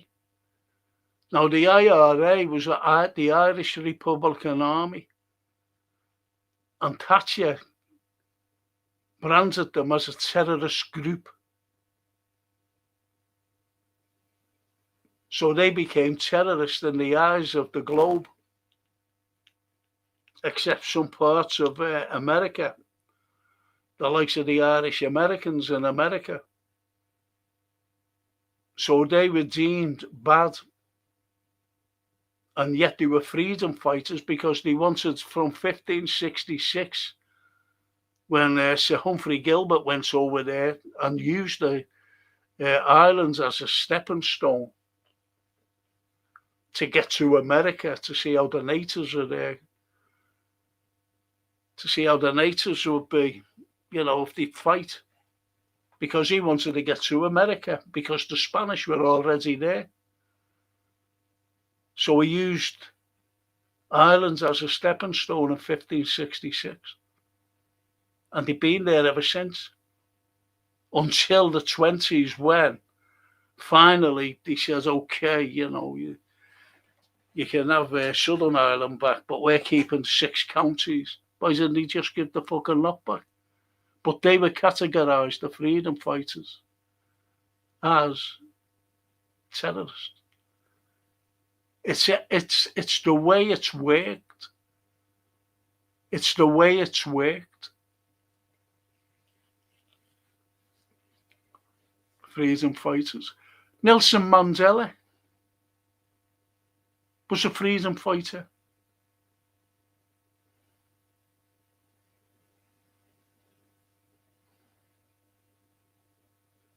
Nelson Mandela was a freedom fighter, wasn't he? So how's there are people who brand him as a terrorist. Even today, they branded him as a terrorist. Yet you get the Globe saying he was great. So you see how it works with freedom fighters. I'll give you a great example of what I'm talking about. There was a fellow in Poland called Lech Walesa. And he was a union rep during, when Poland was under the Soviet Union. And in this country, you had another union rep. Lech Walesa was called a hero by Thatcher. And yet, the union rep here, who wanted the best for his workers, was branded as a horrible man. And who was that? Arthur Scargill. You see, so, and yet they were the same people. Same people. Fighting the same cause. But Lech Walesa was branded as an hero by the Thatch.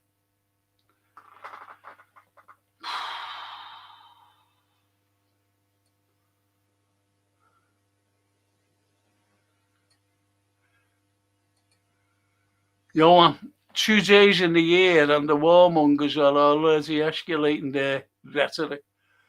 Going to be horrible this year. Nobody is even talking about the 1,000-odd casualties since the Gaza ceasefire announced. No, they don't.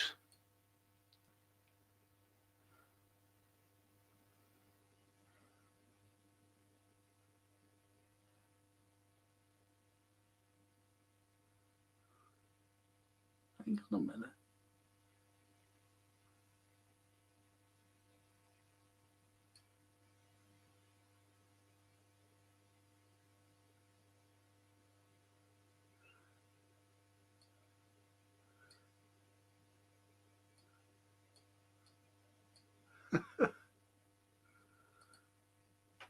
Fuck off, Johan. It's a normal, simple question, Dick. What's that about? What's all that about? I don't know where you're coming from, mate. Don't be nasty. No one's being nasty.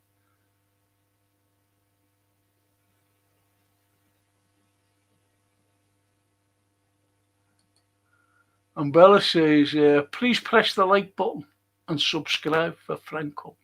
Thank you, Bella. And Johan, 2 PS. You're the Spurs fan who is pro-Israel, aren't you?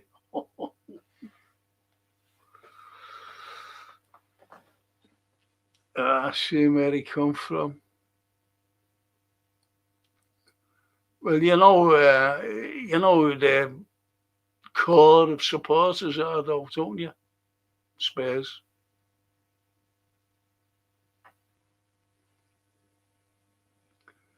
Loving my neighbours.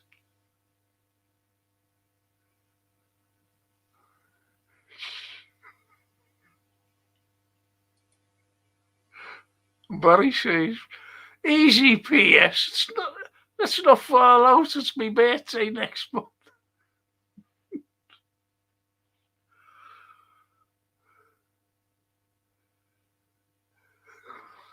Jeanette's going on about Paul McCartney.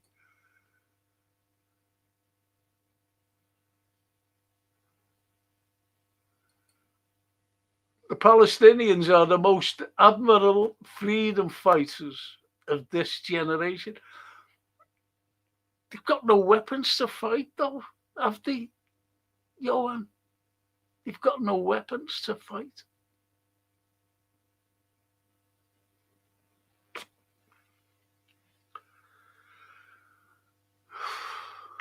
I think PS has gone.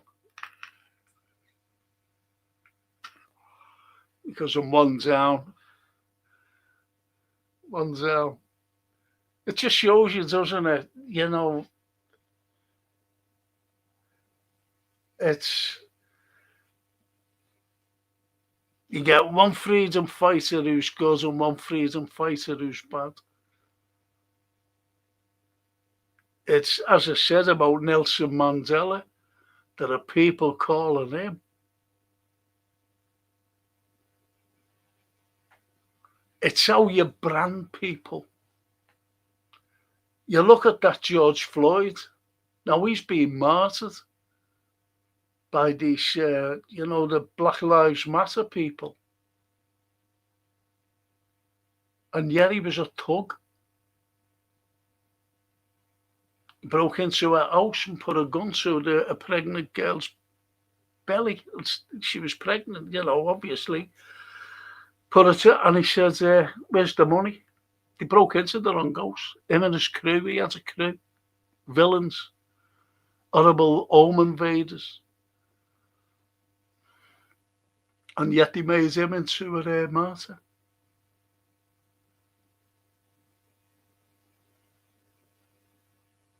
So, you can take it. You can agree with things and disagree.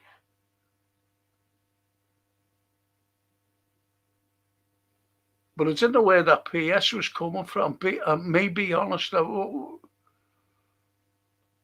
Was that when I mentioned Netanyahu being a war criminal? Well, he fucking is, ends up.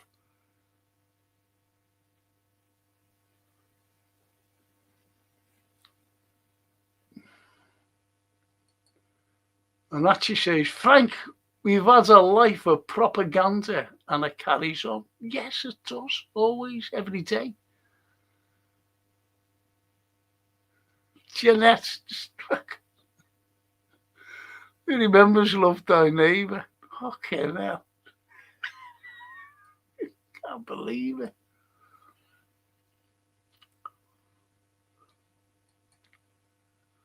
I remember the names they used to call one another, not suitable for this chat nowadays.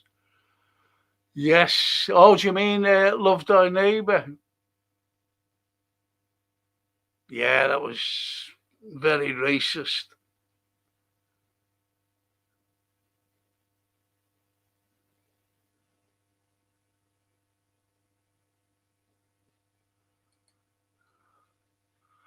Calm down, calm down. Love to all. I'm not left or right. So fuck your theory, Johan. I'm for the people. You have to get along to go along. On that note, who the fuck are Man United?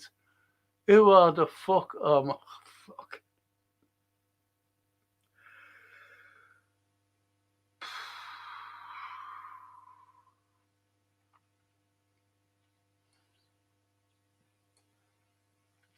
Okay, now.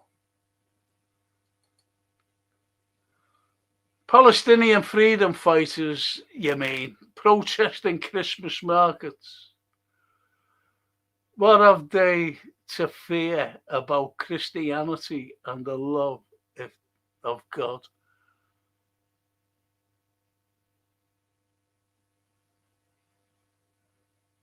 Hang on, hang on, boss, you've got it fucking wrong. I hope you haven't had a drink.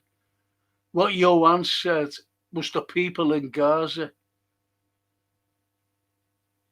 not people going around different countries and, waving flags, Palestinian flags, to say what's happening, to remind people what's happening in Gaza. So, the Palestinian people themselves are not in fucking markets throughout the fucking world waving flags, are they?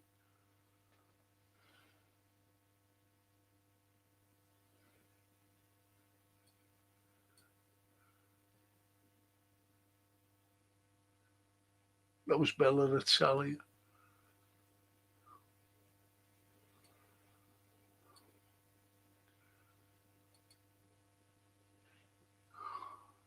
The boss says he's just back from a meeting at the Literature Centre of Dublin discussing the institutional violations of human rights. We'll watch this tomorrow.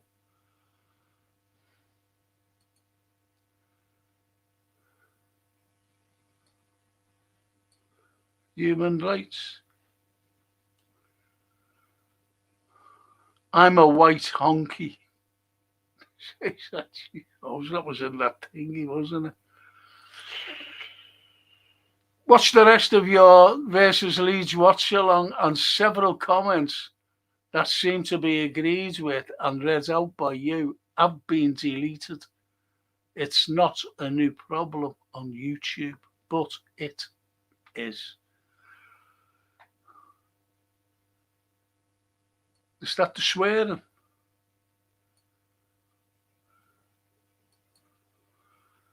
I think protests in America were more generally peeved about the general ethnic bullying, says Janet.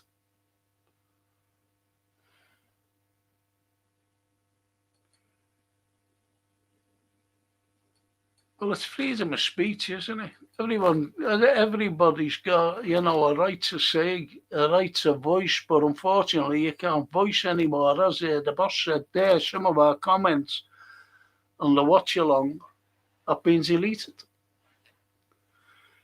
And the boss says usually needs an admin on the relevant channel to do it. I know they would like to delete me permanently. Don't think they are willing to wait for me to exploit. Naturally, no. And that she said, I've been watching the Sweeney and Minder and nothing's changed, only technologies.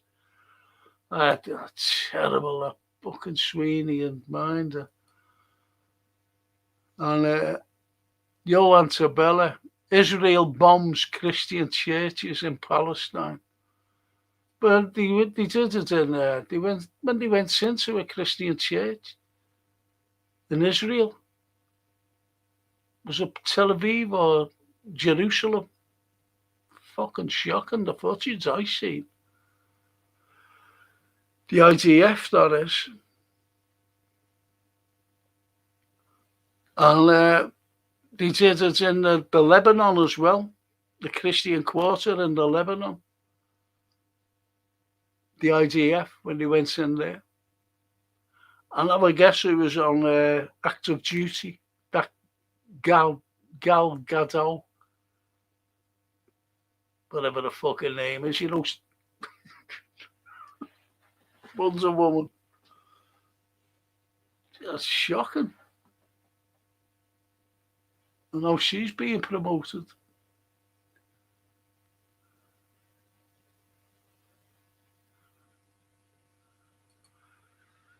Johan is a good and fair raconteur. Yes, agree. We'll catch up tomorrow, but tired from every discussion, Frank. See you. Best wishes, Frank. Heavy discussion. You mean a drunken discussion? Freedom of speech. It's gone. It's gone.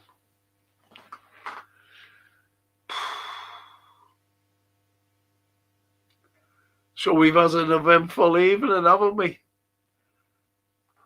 From the likes of Ukraine,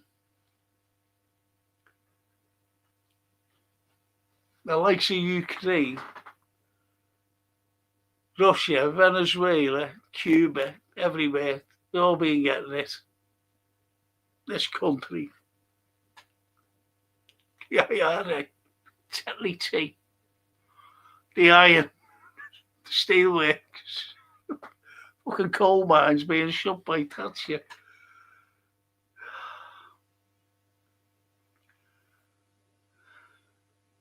Just shows you what this channel brings, doesn't it? And we never spoke about.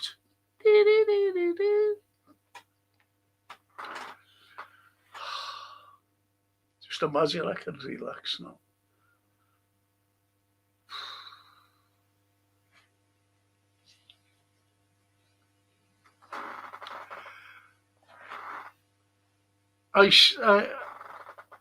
I seen something and I put it on my history show. Let's see. Okay.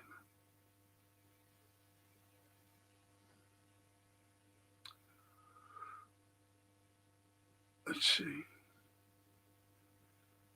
see.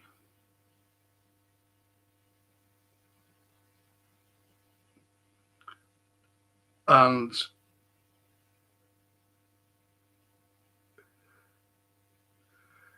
it's horrible. It's horrible. And it's about Israelis' opinions on Christians.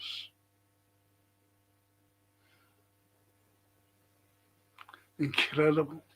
It's horrible. But I can't show you, I can't send you it or anything. I think you'd have to find it on YouTube.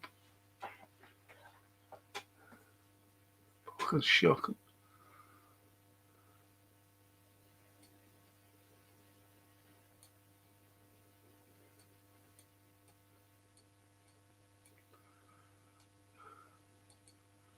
At least Bethlehem has reopened for business. Well, that's nice, Janet. Don't forget Chile. Nope. You're going everywhere. The hatch. We all know the truth, Frank. Yes, we do, actually. Yes, we do.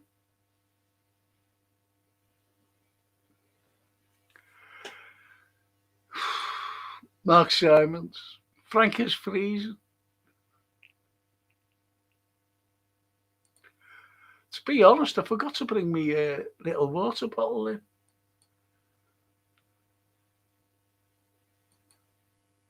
Any films for tomorrow, Frank? I was just saying there, Johan,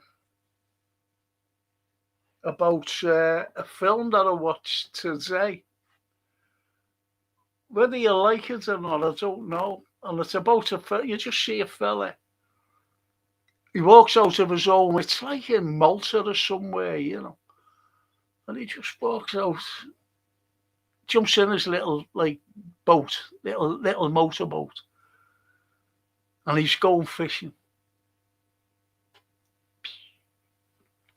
Going along. Then all of a sudden he comes to this, it was a heavy fog, just goes right into the mist. And he's in the mist and he gets bumped by this big yacht. And he looks and he goes, fuck. And he's shouting up, hello. No answer. Beautiful yacht, brand new, lovely. So anyway, he climbs on board and he's shouting hello. And he runs down there, he always, you go down into the cabins and that. He has a walk around, but have a look at it. It's just YouTube. It's just called The Boat.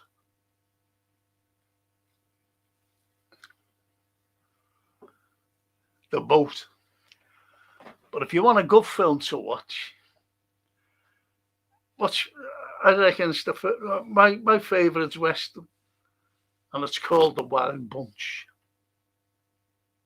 Great film. Also on no, it's not on YouTube.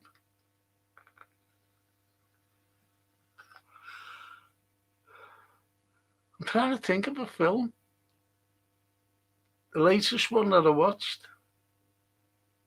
I can't think of it. Because there's so many I've been watching,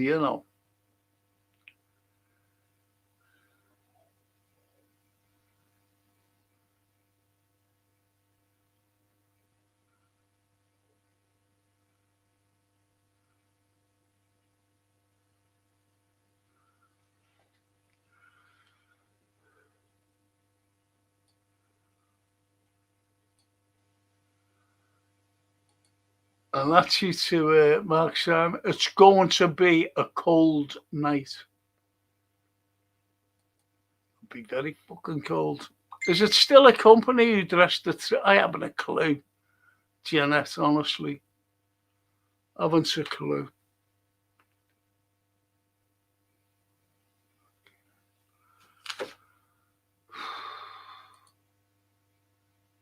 We haven't spoke about Alien. Spielberg is releasing Disclosure Day on oh my goodness, and the beat goes on, says that.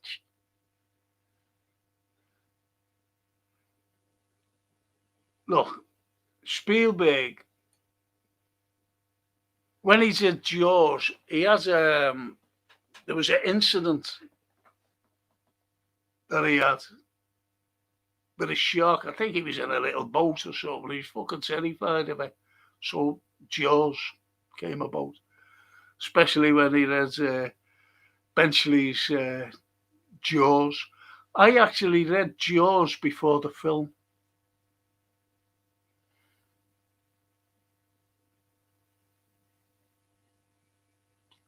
And it's very good. Then he has an incident, not an incident, but about a UFO. That, we did the third kind, didn't he? And E.T.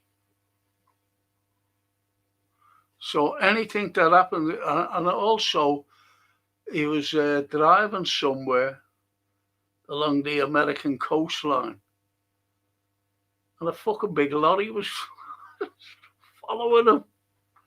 And the first film he ever made was Due.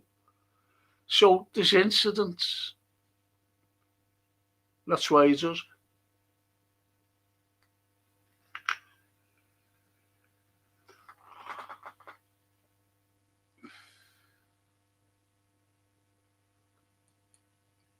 Have you seen The Life of Pi? Yeah, I have seen it a few years ago. It's good. Barry Aldridge, Sam Peckinpah is brilliant. Yeah, great. Great. Great.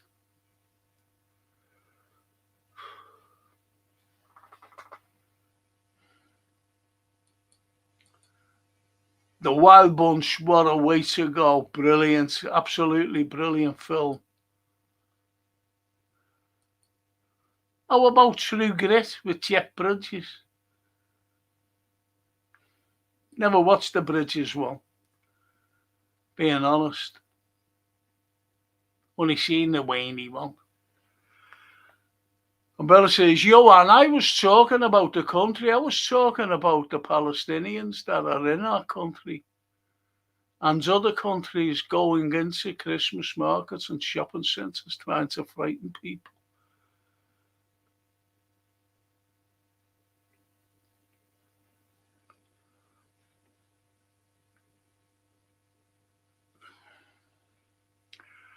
Bella, I understand what you're saying, but are they Palestinians or are they just activists? See, you can't ignore what's going on in Gaza and the West Bank. You really can't. It's shocking what's going on. It really is. It's a genocide. No matter how you look at it, of kids. I've seen footage of arms and legs, heads.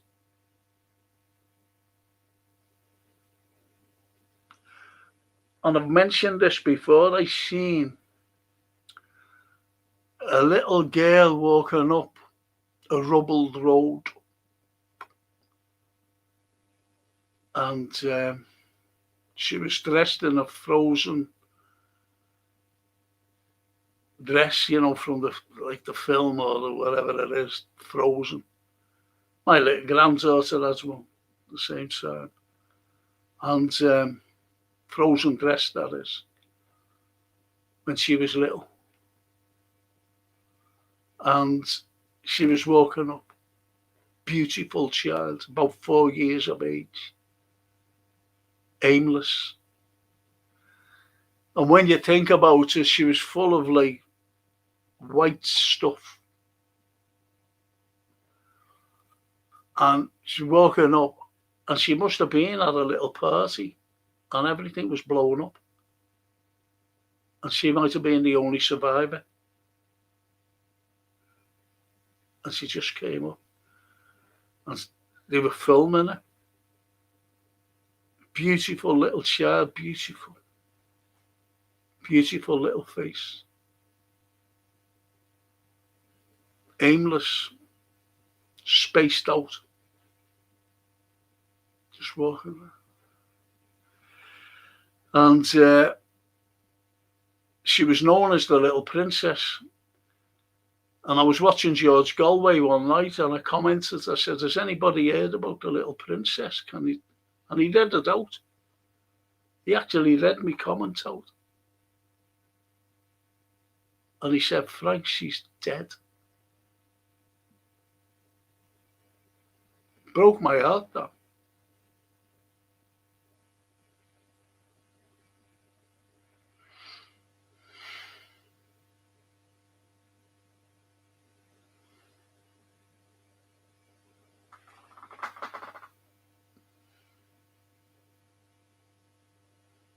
So you see how it is. And that was in Gaza.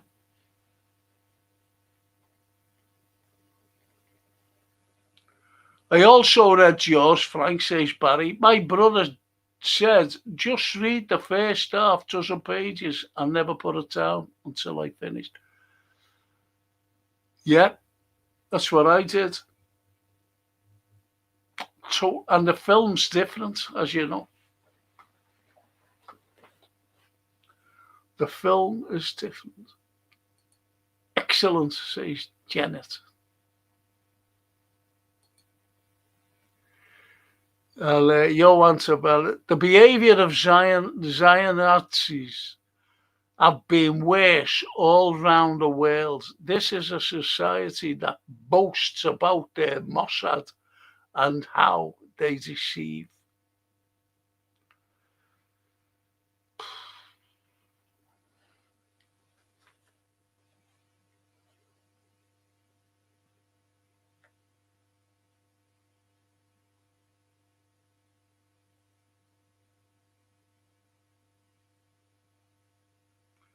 It's incredible, honest to God, what I only seen today. And how the Israelis, view Christians. It shocked me. It shocked me.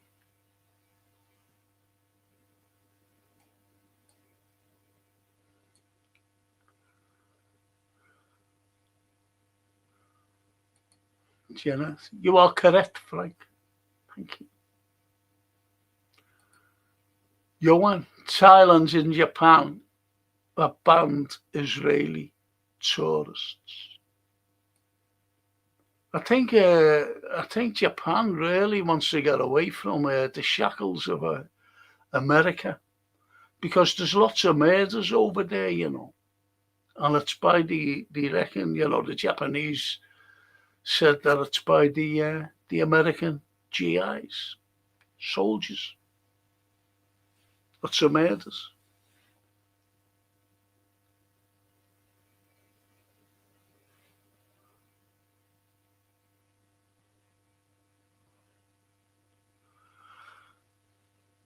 I've got to go answer this. Frank, come on, my friend. Didn't skip my comments, foul mouthed or not. I'm let down. I don't know what you're talking about. What's your comment? Is that about freedom fighters?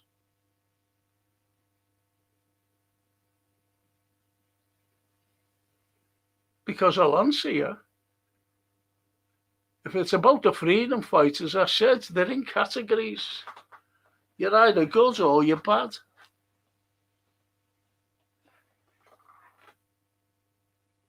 And that's the way it is.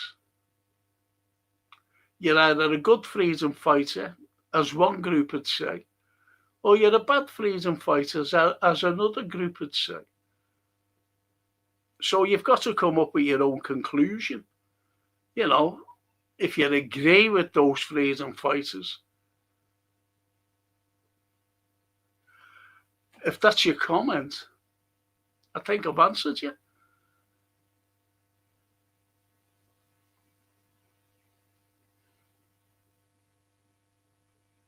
I think I've answered you.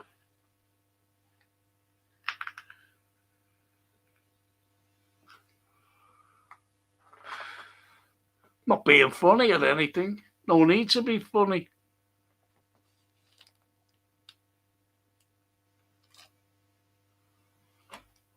Well, you never said that, though, do you?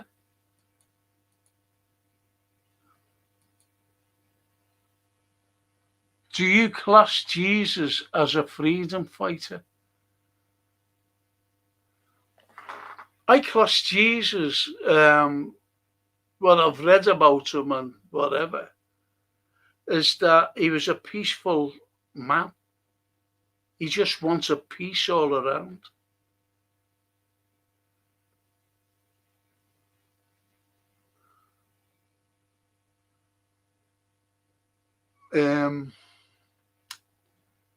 That's the way I looked at him. He wasn't afraid. He harmed nobody.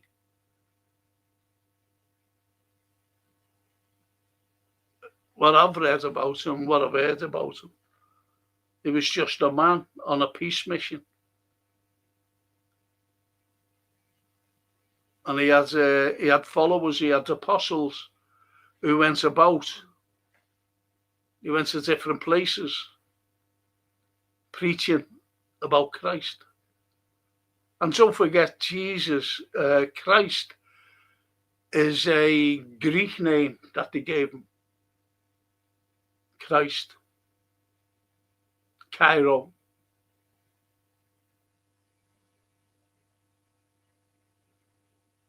So that's all.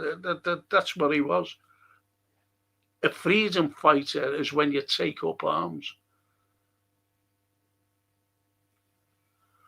Like as I said about Nelson Mandela, as I said about I tell you what, the fucking American War of Independence. They were freedom fighters. They wanted to get away from the British rule. George III.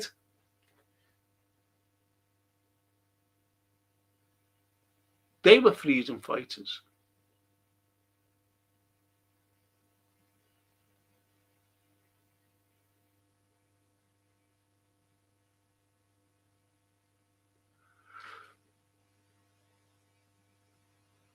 They were freedom fighters. You get them all over the world, freedom fighters. But they take up arms. They've got guns.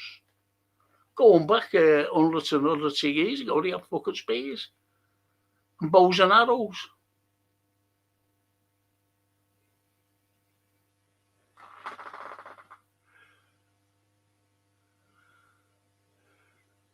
Jeanette's, he was a peacemaker, Christ.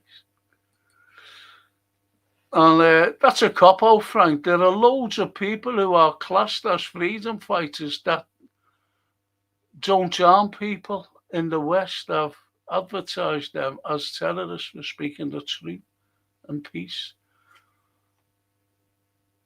It's not a fucking cop-out. How am I copping out? There are loads of people who are classed as freedom fighters that don't harm people in the don't harm people, and in the West have advertised them as terrorists for speaking the truth and peace. Yeah, the IRA was fucking branded as, and they were proper freedom fighters. They wanted all Ireland. They wanted their country back. That gives you the prime example. But you can't say that like Jesus was a freedom fighter. You might as well say like he was like an IRA fella, or one of these revolutionists in 1774 after the American War of not the war, the American signing of the Declaration of Independence, then the war in 1776, 2 years later. You might as well say he was fucking one of them then. I just don't understand what you're saying about Christ being a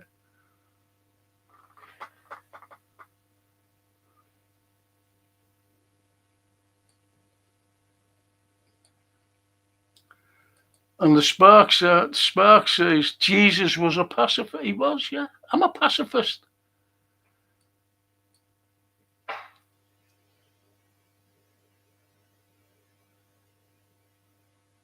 I recite poetry, First Wales War poetry, besides other things, the likes of Shakespeare.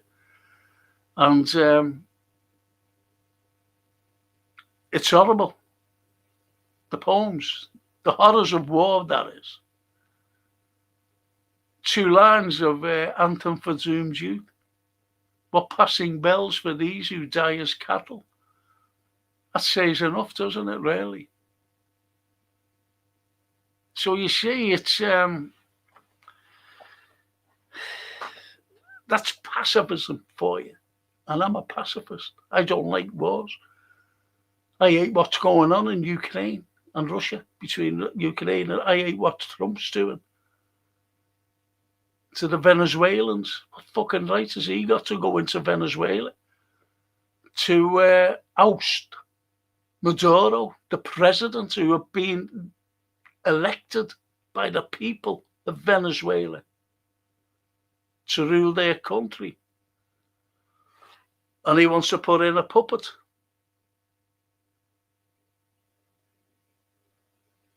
And who have they been groomed by? Who's Mikado being groomed by?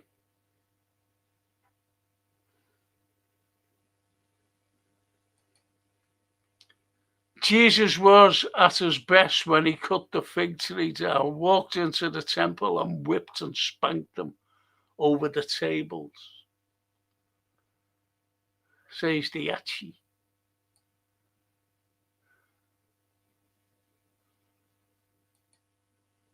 And Bella says, Franco, I know, it's disgusting what's been going on in Palestine and the children dying and the people. It's shameful, but in war, all children that get killed is sad, no matter what country it's in. Of course it is. Anything like that. Anything. We protect our kids. Professing the words of Jesus, the apostles, says Janet.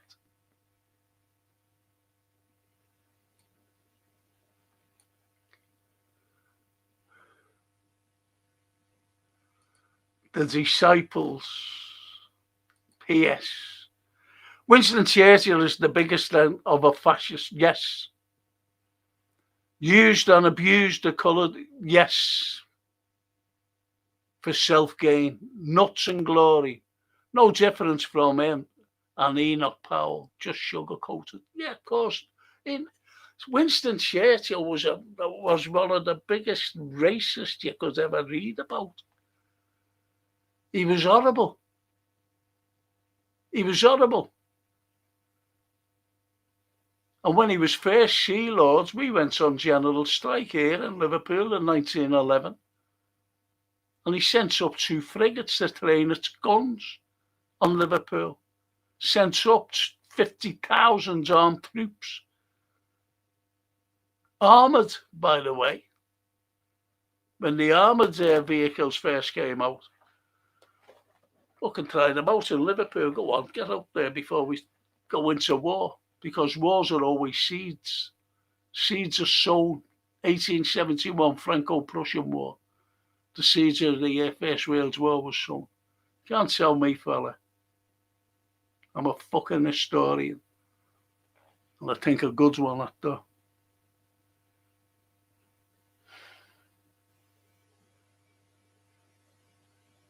And I know all about Churchill.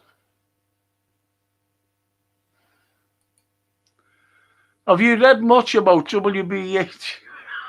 Yeah, strong show. Well, do the history of literature. Try and fucking look at it, you know. It's not so nice. The moss is sad for Maria Mercado. Might as well be in the opera, mightn't she, Mercado? The Mercado. Fucking hell. Exactly. Groomed.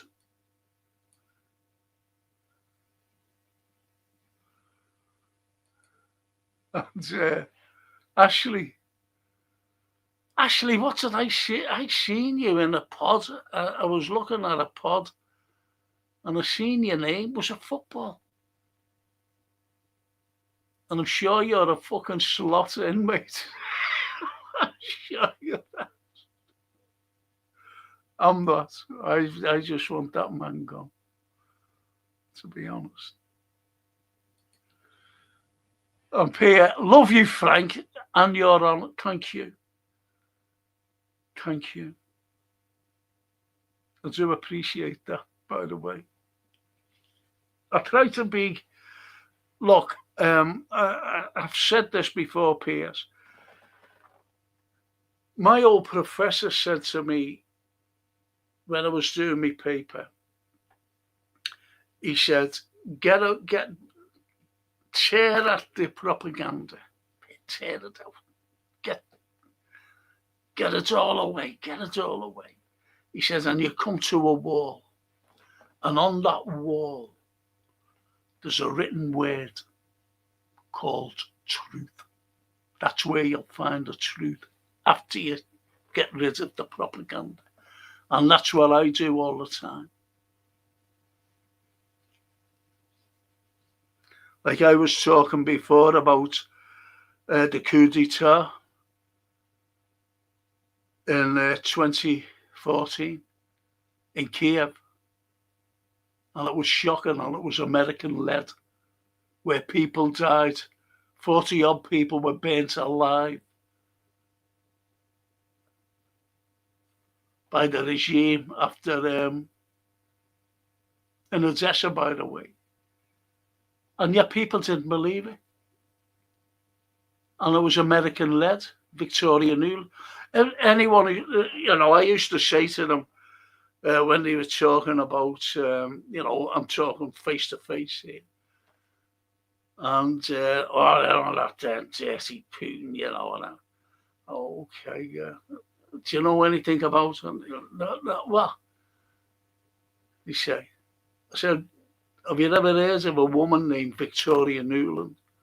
And they go, no, who is she? I said, well, you don't fuck all then. You know nothing. You don't know anything. So don't stand there and say he's bad and he's good. because you don't know nothing. And that's what I'm like. And I balance everything out. Or try to do my best balancing things out. I balance everything out. Even football, believe it or not.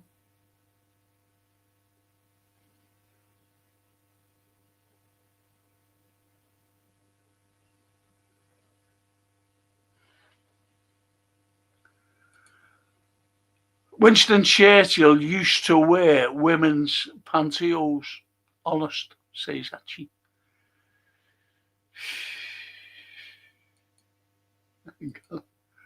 Jenna, you mentioned poetry.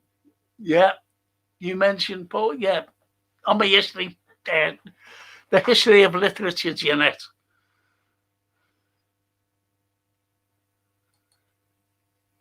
And actually, Winston Churchill was the first to create concentration camps in Africa. Yeah, when he was fighting the Boers. Yeah, the Boers. Horrible. Reads a poem, actually, by Thomas Hardy called The Drummer Boy. It's a true poem, by the way.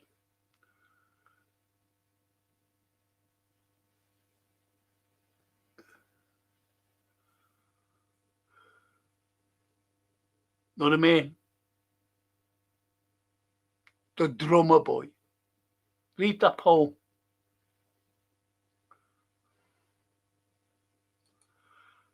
And but you're right there about the concentration camps. And when you talk about concentration camps and you refer back to the likes of Churchill and what he did, people don't believe you. Oh, fucking hell, what he did.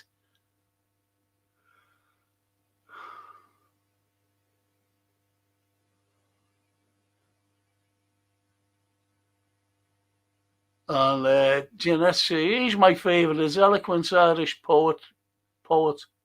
He speaks of love, war, death, and existence. You're talking about Yeats. Here once I read is Seamus Heaney. I've had a drink with Seamus Heaney. Has a beer with him, a couple of beers. The poet laureate at the time. Well, Jesus was the Prince of Peace. Well, that's in the scriptures, isn't it? Johan. Newland recently says, yeah, perhaps Ukraine would have been better off if they took Istanbul. Plus. Istanbul plus. Because she knew that she couldn't get the better of Russia. She really thought that they could really bring down Russia. Or worse still, get rid of Putin, which is mad. You know what I mean? Which she couldn't do. And they all come to realise that. And when billions was going into Ukraine and to Zelensky, and as I said about Rand Paul, the senator, in the Senate, when he stood up, he said, I want to audit. And he's going back 3 years ago. I want an audit. Send an auditor out where this money's going. Because he knew then that it was corrupt. Because it's always been corrupt ever since Yankovic was gone. When they overthrew him in the coup d'etat in 2014. It became the most corrupt country in Europe. And then all of a sudden with this SMO, they all went, oh, no, it's all right now, how the good people, democracy and all this fucking democracy. What democracy? Zelensky has everybody. And I mean all the opposition imprisoned. And they're still in prison today. All the opposition to him. Now he's got Budanov in.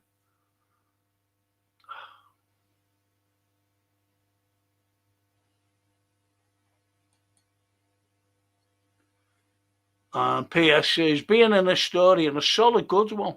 Have you heard or read the Zamaforma, a letter from the 10th Guru, Guru Gobind Singh, to the Mughal Emperor prior to battle? Just a question. No, isn't it yet? No, I haven't. I'm sorry. No. No.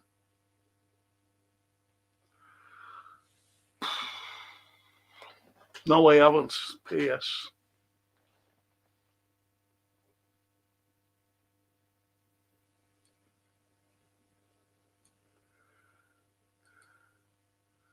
And Barry said, got to go. Gents and ladies, we'll try and look in tomorrow morning. Good night, Frank. Good night. I'm going to finish now anyway. It's been an eventful evening. Thank you, everyone. And Janet says, well, you wouldn't have a drink with W.B. Yeats. No, I had a drink with, no, he's fucking well before me time. But I had a drink with the wonderful,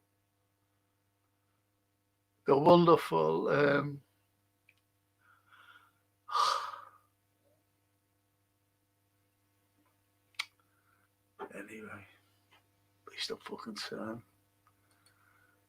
Buona notte, Franco, and good night. Different opinions, fantastic, and as usual, different subjects. Great night. Sure, Bella. See, to be honest, Janet, try and read Seamus Heaney. Fantastic. If you like your Irish poets. He was poet laureate at the time. And to PS, I'm in India and I'm going to Amritsar soon after Varanasi. I'll try to provide more context to that comment next Friday.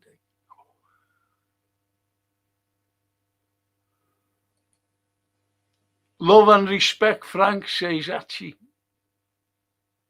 The half a Scouser. Archie. The Southampton supporter.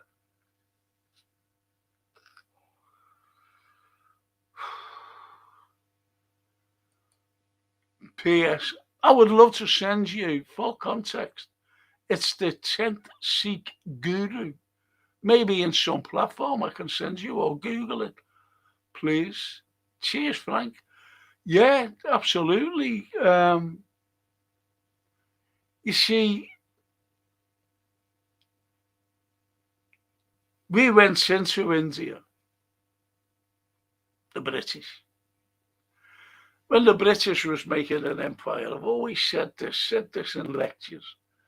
When the British went in, say the likes of India, they never went in and went, hello, everybody, listen, we stole the fucking resources.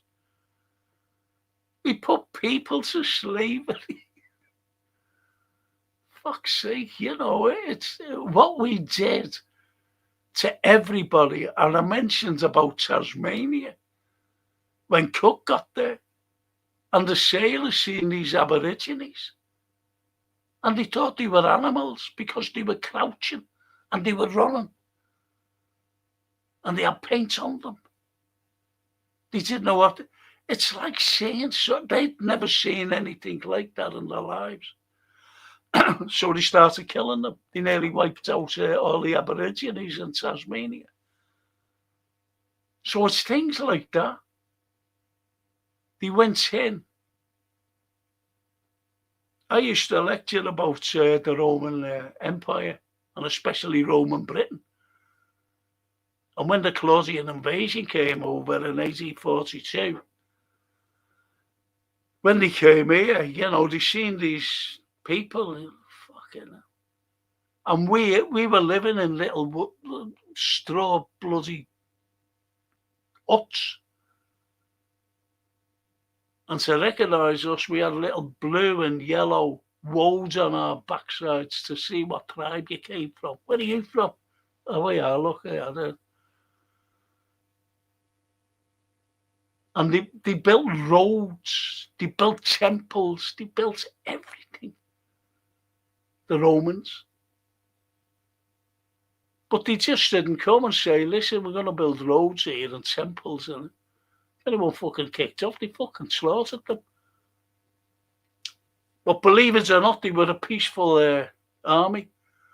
And they got rid of the Druids because they hated the Druids. Because they sacrificed human beings and they didn't like that.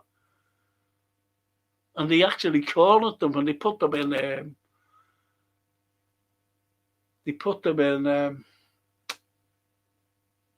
fucking hell. I forget. I'm tired, you see. It's the fucking islands off Wales. There's a place called Three Yards Bay. Yancy Lee has a caravan there. Fucking hell, forget it. But anyway, that's where they cornered and put them in there, the Druids, and said, don't fucking move. And no more horrible sacrifices, human sacrifices. Seamus, that's right. Seamus Heaney. Kenny Lynch. Buonanotte, grazie Franco and chatters, interesting views and comments, says the lovely Toscana. And Johan, India had 20% of the world trade when the East India Company arrived. By the time they left 4%, guess where the wealth went? Yep. That's what I mean about, the Raj, and that meant, as you know, Johan, that means rule. The British Raj, the British rule. And when they set up the India Company, these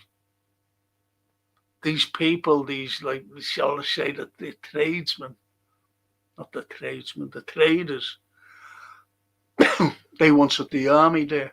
They said, listen, you'll have to protect us.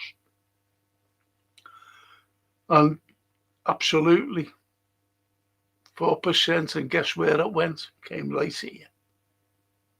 Right here, Johan, as you know. Linda's farm, says Achi.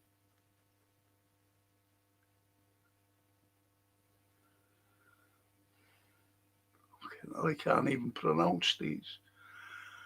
P.S. Johan, when you're in Amritsar, go visit Jallianwala Bagh. Udham Singh, one man on a mission. 20 years later, came from there on his own to London to settle a score of general in charge. Put him to sleep. That's even Churchill wanted Gandhi dead, didn't he? Mahatma Gandhi. Mr. Churchill. And little drops of water, little grains of sand make the mighty ocean and the pleasant land. And it's that WB, is it, Jeanette? And on that note, Anglesey, I couldn't think of me Auntie Lyra brought me mates over there to me caravan. When I was about 19, I was. Me and my mates. Couldn't think of the bloody thing.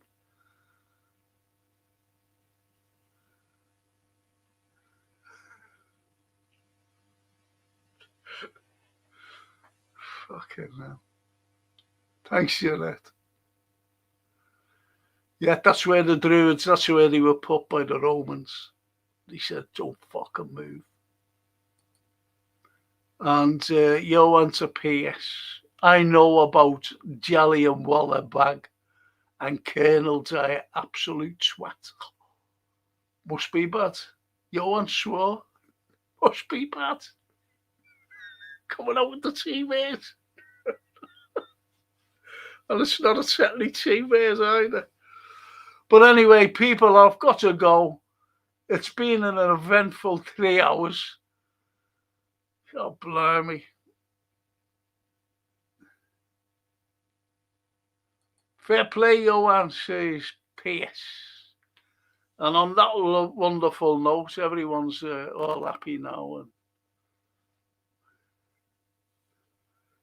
let's say good night. Thank you so much for your company, keeping me company. I've got to be up early in the morning. I think I'll be able to get up for the film and TV review. But Johan, watch the boat. Just watch the boat. See if you like it. I'd love your comments tomorrow, by the way, or when you're on again, about the boat. That's all it's called, The Boat. Just search it on YouTube and you'll get it and watch it. One man.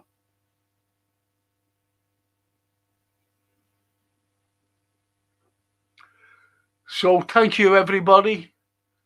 To my lovely ladies, buonanotte, ci vediamo, ciao. And to all you English-speaking lovies, I'll see you tomorrow or Monday. Well, do, Frank, take care, legends, says the Johan. Cheers, mate. And Spark, still with us. Hiya, Spark. Happy New Year, Spark, by the way. Have a good New Year. Thanks, Frank. Thank you, Spark, for staying with us. Jeanette. Good night. Good night, Jeanette.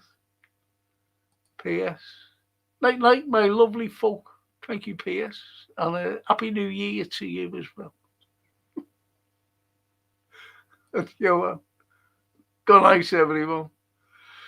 Thank you, people, and hope to see you soon. Don't forget, I've got a history show on Monday. The history of literature. Think you'd like that, Janet? Because it applies to today, what's going on. And we look at visionaries, the likes of H.G. Wells, the likes of Jules Verne, the likes of Eric Blair, also known as George Orwell. Great visionaries. Unbelievable, man. And Shakespeare. Shakespeare was a visionary, remember. And on that wonderful note, thank you, people. Have a good night. And I'll see you soon. Ciao. Ciao.